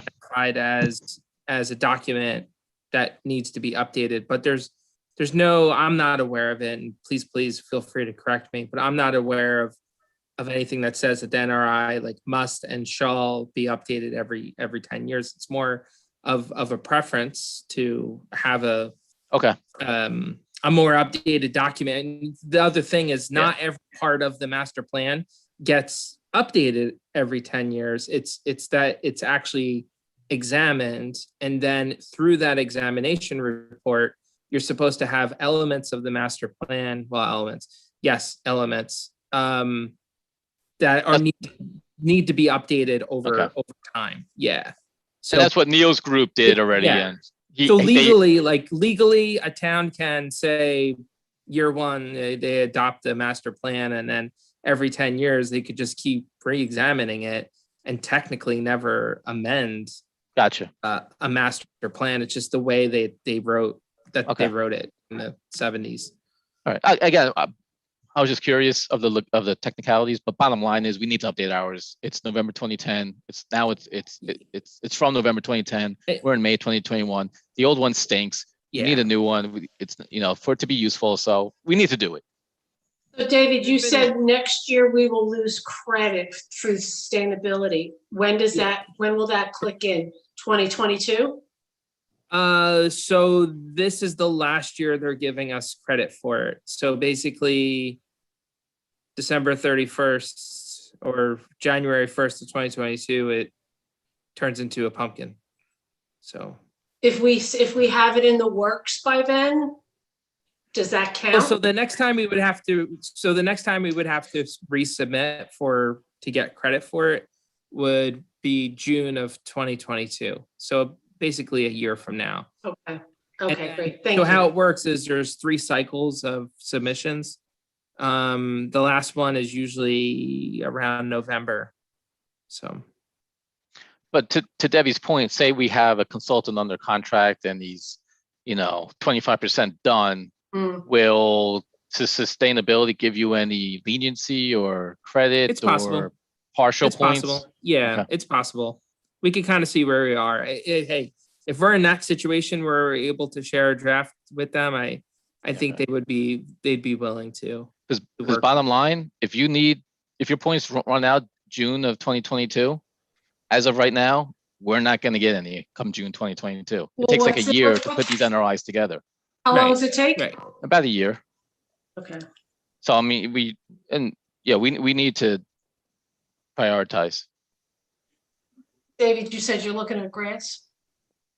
Yeah, I mean, we could look at grants. We could look at all the different possible things that might make sense. Or after looking at it, it might not make any sense. I mean, we absolutely can only hire a consultant. And if that's the case, then the township would have to consider, a budget line item for that or have some strategy with it. My hope is to try to figure out, is there some sort of hybrid of something that we could come up with to kind of keep the ball rolling, even if it's not a complete NRI, but are there elements of it we could start to do in-house? And then are there things that we have to lean on professionals to do with GIS and things like that? And we just want to be careful of not creating Frankenstein too, though. If you have 18 different segments out on 18 different people doing different things, it's got to tie together eventually, and that could be more work in the long run. Absolutely. Yeah. So working for Hillsborough, I just, being creative and rather than kind of sitting and waiting for some culture that I know that I've come up with working for the town is to keep things moving forward, but to have a vision for exactly what you want to do, which is why I wanted to talk to everyone, because essentially, like, my opinion is this is your document, and this is something that I think the EC really needs to weigh in on. And again, with respect to what Neil was saying, and I'm going to do a follow-up with David Maskey and my liaisons and to talk about, like, as it relates to the master plan and everything that Neil was saying. I'm going to make sure that message, gets to people. But my role is mostly just talking to you about the NRI and what I could try to do to sort of help move that forward, whatever the result might be. I mean, this won't be the first set of points that expired in my year, but I've been hearing the clock tick. And I know we wanted to kind of, Debbie and I, we wanted this meeting to happen a little bit A sooner, couple months ago, right?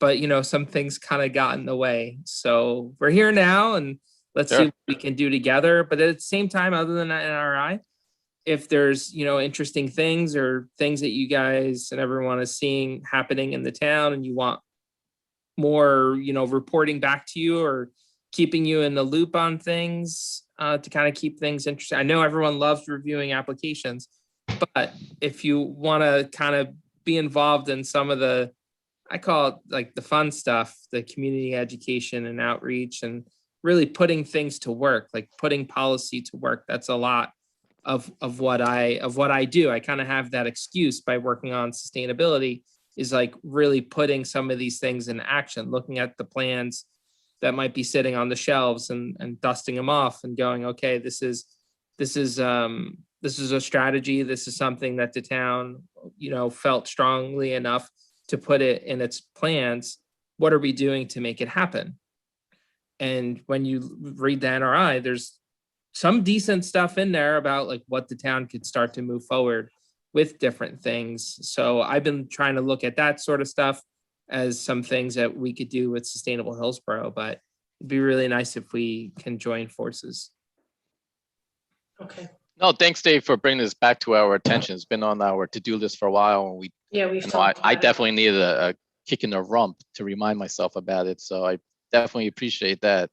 But yeah, I think you bring up great points that we need to get our march, get our ducks in a row and do what we need to do. And we can all work together to do that. That'd be great. All right, we'll take a look at that, David, and I'll get back to you. But thank you again for spending the time with us. Yeah, of course. Appreciate it. There's different stuff that we're always working on.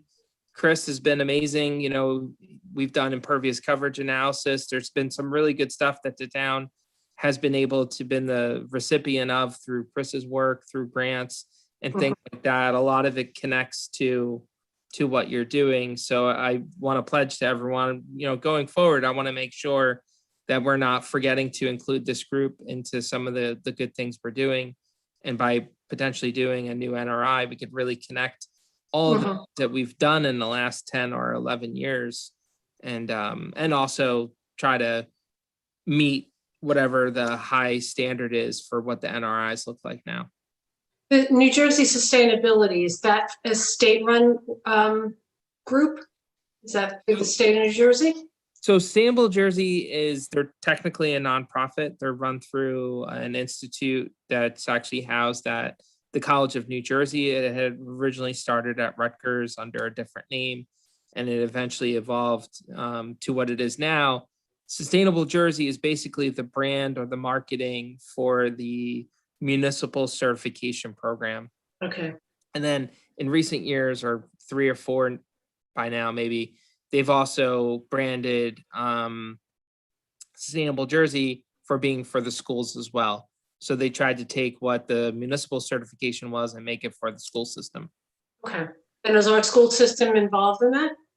Our school system is registered, and recently one of the board members was made a liaison to Sustainable Hillsborough. And so we're starting to work more closely with them on that. So just because, so how it's set up, just because I guess how boards of ed are, and some districts have a lot of schools, it's set up so that not every single school has to participate in it.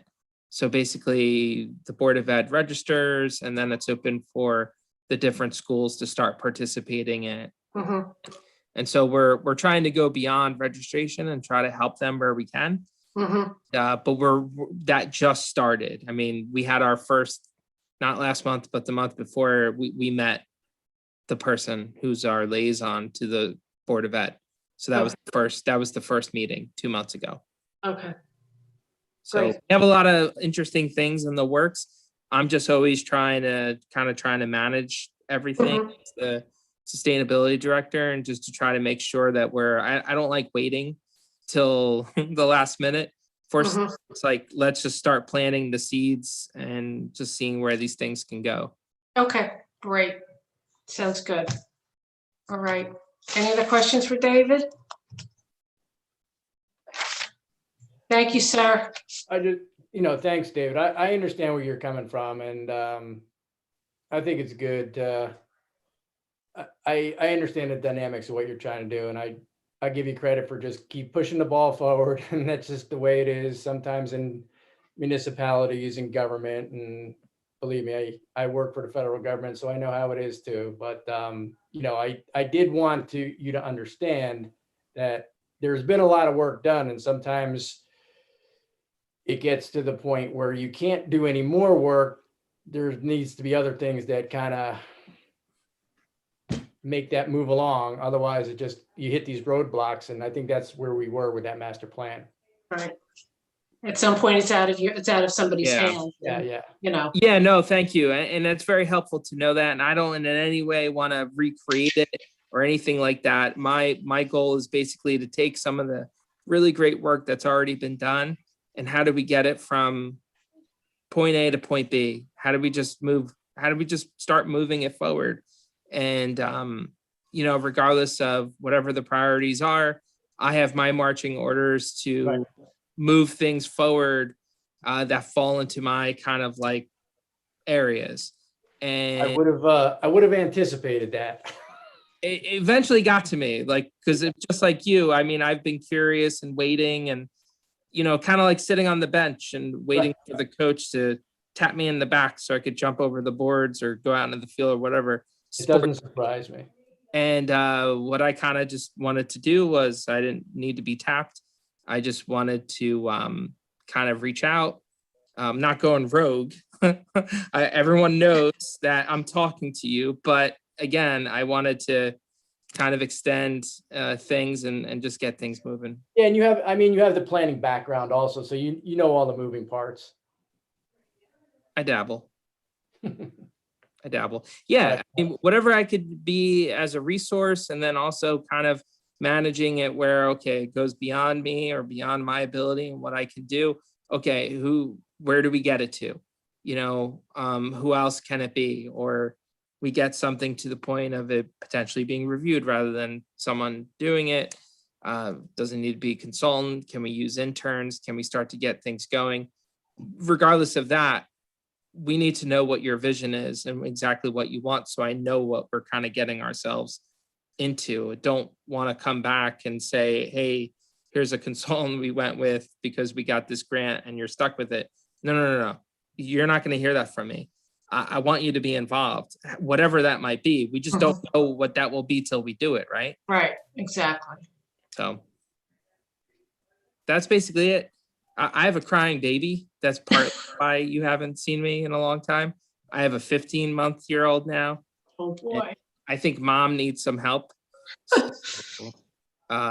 Yeah. Thank you, David.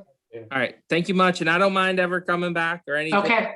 Whatever I can do to be of assistance. We'll be in touch. All right. Take care. Thanks so much. Take Have a care. good night. Thanks. Thank you. Do we have any old business that we need to talk about? So I do want to bring up a topic, and this is probably a good time to bring it up. So this is going to be our last virtual meeting. So as of June 1st, we have to be in person. We'll be in the multi-purpose room. We'll be distanced. You can wear your masks, I guess, if you want to. There was some concern about meeting in person. And so we need to get some sort of a feel from everybody as to what their thoughts are relative to that. Now, I am not going to be in the June meeting. I will be away. So I don't mind. So I'll start. I'm fully vaccinated, so I don't have an issue being at the meeting. I will probably wear a mask, just because I'm so used to wearing one that I don't know that I'm comfortable taking it off right now, regardless of what the governor says. So I have no problems doing that, but I need to hear from everybody else, because if there's a lot of concerns and issues, then we have to go to, then we have to whether we're going to have a quorum or not. So I just wanted to throw that out there. So if anybody wants to chime in, go right ahead. I am also fully vaccinated and feel the same way as you, Deb. Probably not sure if I'll come in unmasked or masked. That's to be determined, basically. Okay. I may be away in June, though. I'm not quite sure yet. I might be in Michigan, so I have to see the dates of how they line up. But regardless, going forward, I would be okay with that. And no one needs to tell me whether you're vaccinated or not. That is your choice. I'm not asking you to share that with me. But I don't mind. No, I don't mind letting anybody know that I am vaccinated, and that I would be at the meetings. So I'll be there live. No problem. are you Go ahead, Rob. Yeah, I'll be there live. No problem. Okay, good. Yeah, same here. Okay. I could be there. I'm vaccinated, so I'm fine also. I've, been going to work, that type of thing. So I've been around people, and I'm comfortable with that. What's the date of the meeting? The 20th? So I'm away. June 28th. Yeah, I'll be away. I'll be on vacation. Yeah. Today was my first day back at work on a regular basis. It's weird, right? It was weird. I don't even know how to transfer a call from one person to the other. I gotta have a tutorial and I figure that out again. Okay, so Mike, what are your thoughts? Yeah, I got my second shot, so I'm not fully vaccinated. I've got to wait my 2 weeks to run out. I think June 1st I'll be technically fully cleared and whatnot. So I mean, I'm okay coming in. Okay. I had raised concern. I'll confess, I'm fine with it. I was one that raised concerns to Debbie and Neil, as well as Debbie Pageant and Dave Maskey. I just didn't appreciate being dictated to that we were going in, coming to June meeting without any information. I had to pull details left and right. How many people capacity wise or mass required, how's the spacing going to be? And originally Debbie Paget didn't have any of those answers. So, she's come out, they said that, capacity will be limited to, I think, 20% of the normal capacity. Correct me if I'm wrong, Debbie, on the numbers, but it will be reduced. The chairs will be spaced out, because sometimes we have applicants come in over the past couple of years. We could easily have 40 people in the 2020 or in a 20-foot by 20-foot space with chairs all next to each other. But so, I mean, I just wanted to be part of I think we as a committee should have been part of the discussion. So I appreciate you bringing it to the floor, Debbie. But I'm okay. Go ahead. I mean, I'm okay coming in. I will wear a mask. But being vaccinated now, or I will be by then, I'm okay with it. I will wear a mask. And as long as we have those spacing and capacity limitations for everybody's sake, not just mine. I mean, I'm vaccinated, so I feel better maybe than others, but not everybody is. And we're not going to know who is and who isn't. And you're not just looking out for everybody else as well. Maybe even the applicants who come in, not just people on the board. Right, I agree. I mean, I did talk to Dave after I saw your email and said, if we could see some sort of directive from the township as to, what's required and what are going to be the accommodations. I thought they were going to send that out, but I can, check again with Laura and Dave and see, what was said. But excuse me, Debbie, I'm sorry to interrupt. I actually have to step out in a minute and help my wife put my kids to bed. I'm really sorry. She's struggling. Absolutely. We're almost done anyway. All right, we have 2 little boys and 1 on the way, so it's going to be a little chaotic. Oh, boy. They're 5 and 3, so it's a little nuts right now. So I have to step away and help her out. I can hear it. So let me take That's care of it. fine. That's fine. Take care. Thanks, Robert. Take care, See you, Rob. Thank you. Yeah, so we'll just, it'll work. It'll work. And I think, like getting back in the office today, it's going to take a while to feel comfortable with the whole thing and, getting back to some sort of normalcy and new normal kind of thing. So it'll work out. It'll be fun. To your point, I'm not in the office and we're not opening our office until September. So, Yeah. we're still in that mode. Mm. Well, this is Fred Kinsler, IT. I just want to, since I actually work at the building where you guys will be meeting, maybe I could enlighten everybody on what the procedures have been there, and I foresee continuing. If the standard is a 6-foot distance, that's what they're going to maintain. If it's a 3-foot distance, they will maintain. We still are required to wear masks. Now, unlike you guys, I am hoping tomorrow, since the governor announced today indoors, we don't need to if you're vaccinated, that may become the normal. If you're not vaccinated, you have to wear your mask. If you are vaccinated, you don't have to wear your mask. That was my understanding from the OEM and from Anthony, the administrator. So, but I think the board can be rest assured that whatever is the standard or recommended or the policy needs to be in the state of New Jersey, that's what they're going to follow. Mhm. And so if it's a 6-foot distance, that will be maintained. I don't see that changing. So just as somebody who is in the building working there on a daily basis, that's what it has been. So Great. hopefully that helps you guys. Okay. Thank you, Fred. All right. Anybody else have any questions on that one? Just, you said the June meeting's the 28th. Yeah. I may or may not be in Kentucky. We may not Now, have this would have quorum. been a good opportunity to have a virtual meeting, but that's not going to happen. All right. So you may be away.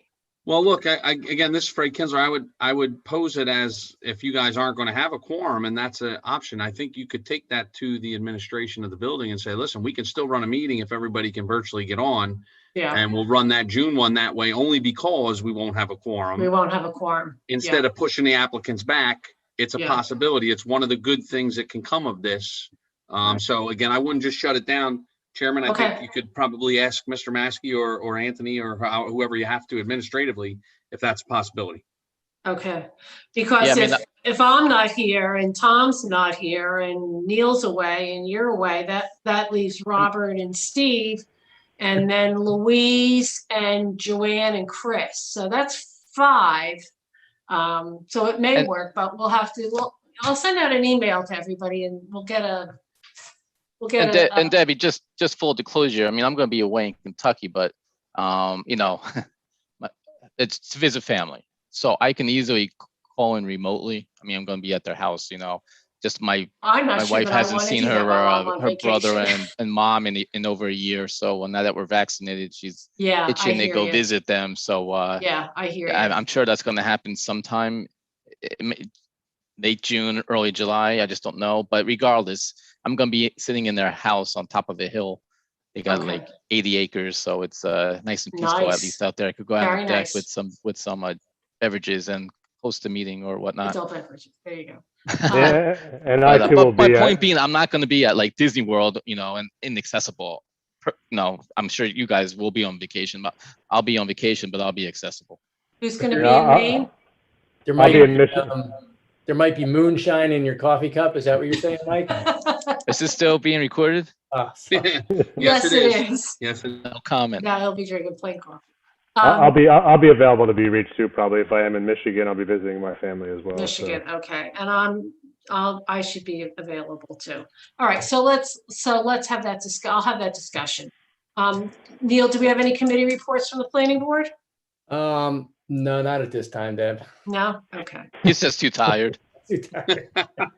All right, is there anybody else on the call, Fred, from the public?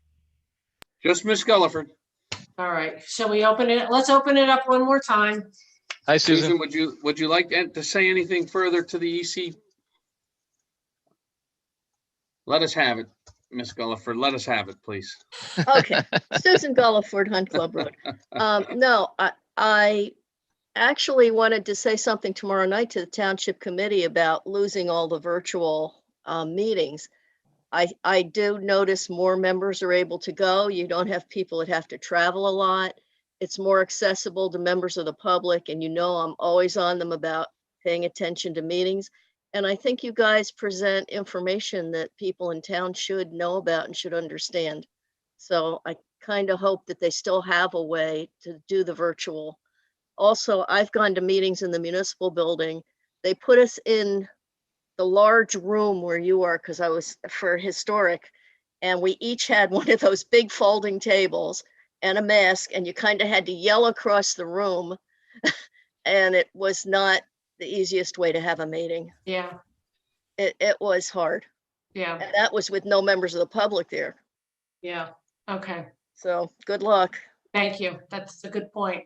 'Cause Thanks, I don't Susan. hear, I don't hear very well, so putting a mask on and shouting around across the room that's not gonna work very well for me. Yeah, I didn't realize how much I depended on not just hearing this yelling, but being able to see the face. Yeah, exactly. Yeah. All right. Thank you, Susan. Anybody else on the call? Nobody else. Okay, thank you. The last thing I just want to say real quick is I was on the Board of Adjustment meeting a couple of weeks ago, and the church on Hillsborough Road passed. They approved it. Oh. Okay. The what did? There was a church, they were going to build a church on Hillsborough Road. Oh, okay. That close to Woods Road School. We did a lot of, Steve and Louise went out, did a site walk, and Steve gave us a lot of good feedback and information about the site. And it's been going on a while, but it did get approved a couple weeks ago by the Board of Adjustments. So just wanted to What get- about the cost cutters? Is there any movement on that one? I haven't Yeah, seen anything on that. That's been delayed a couple of times. I think it's coming around back in, I think we extended it until, I'm gonna say like June or July. So they've been working on their plans. That's what it's come down to. So they're still full bore. Yeah, the last two meetings have been, the attorney has come in and requested adjournment to the next one. So My question is those buildings in the front where Cost Cutters was, those buildings aren't coming down, are they? Nope. Then Oh, they I are now? don't- So what I didn't understand was we were driving by there yesterday, and they have a sign on the window with a big X on it, like you would see, like if it was abandoned and it's going to be torn down.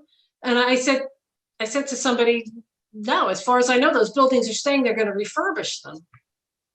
That's what I remember. this That's is what I- spread from IT. That was my sitting in all these meetings. My understanding is they're waiting to see what tenants they are to refurbish them, but not bring them down and build the affordable housing behind them in the lot. Okay. Yeah, That's the last plan I saw. Neil, I don't know what you saw.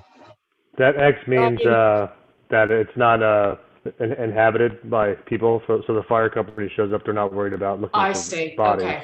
All right. That makes sense then. Okay. I mean, Thanks for that.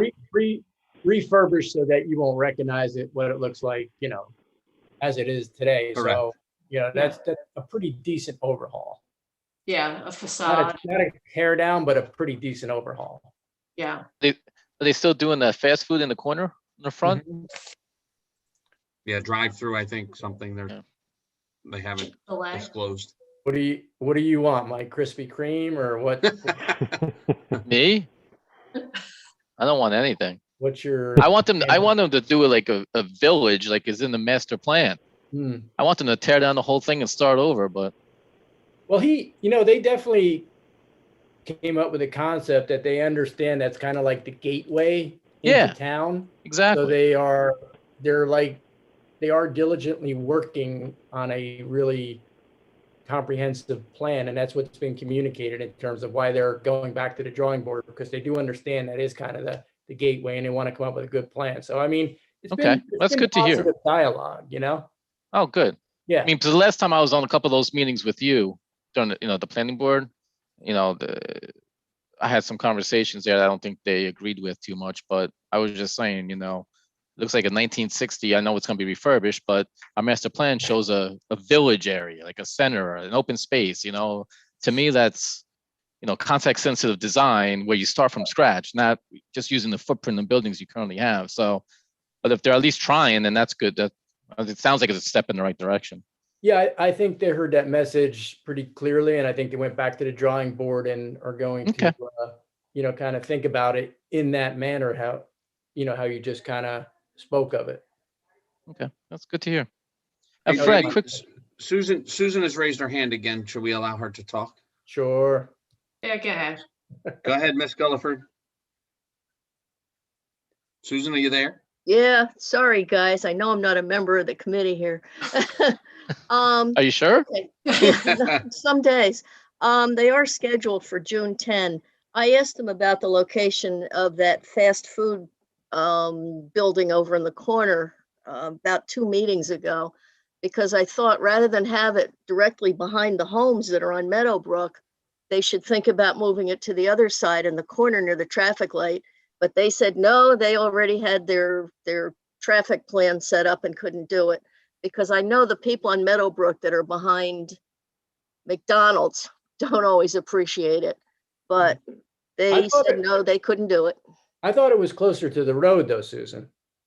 Well, it's kind of at the southern corner.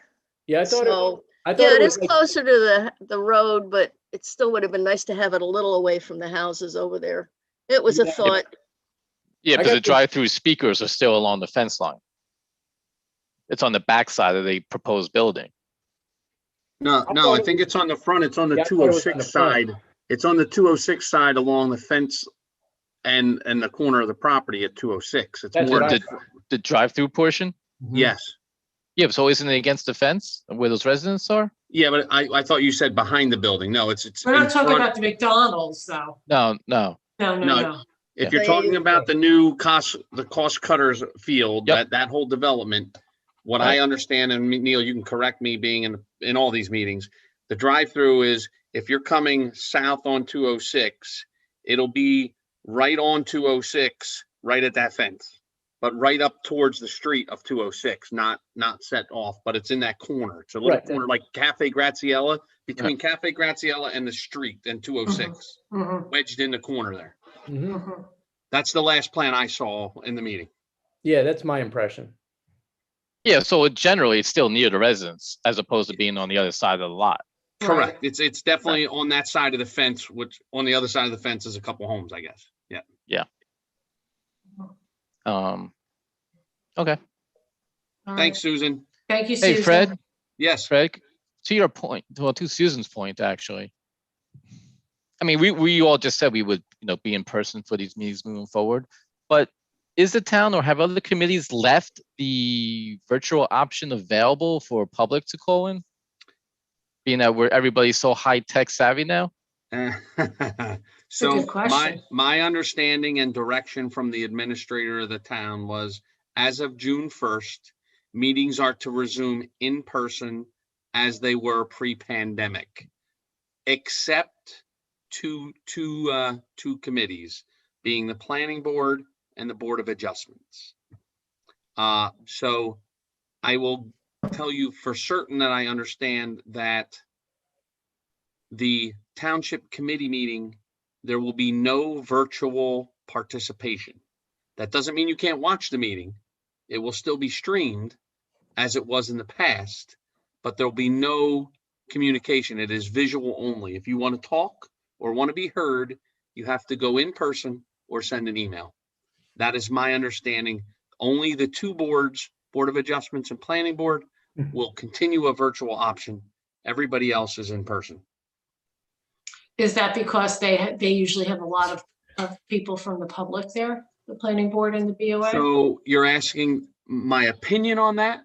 I believe that is what they are telling me as an IT guy. They're saying, well, we feel that there's applications that may have people and therefore we're going to keep them remote.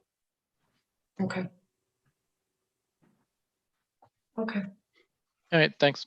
Yep, no problem. Thank you, Fred. Any other questions from anybody? Any comments? All right, I need a motion to adjourn. Motion to adjourn. Second. That fast enough? Second.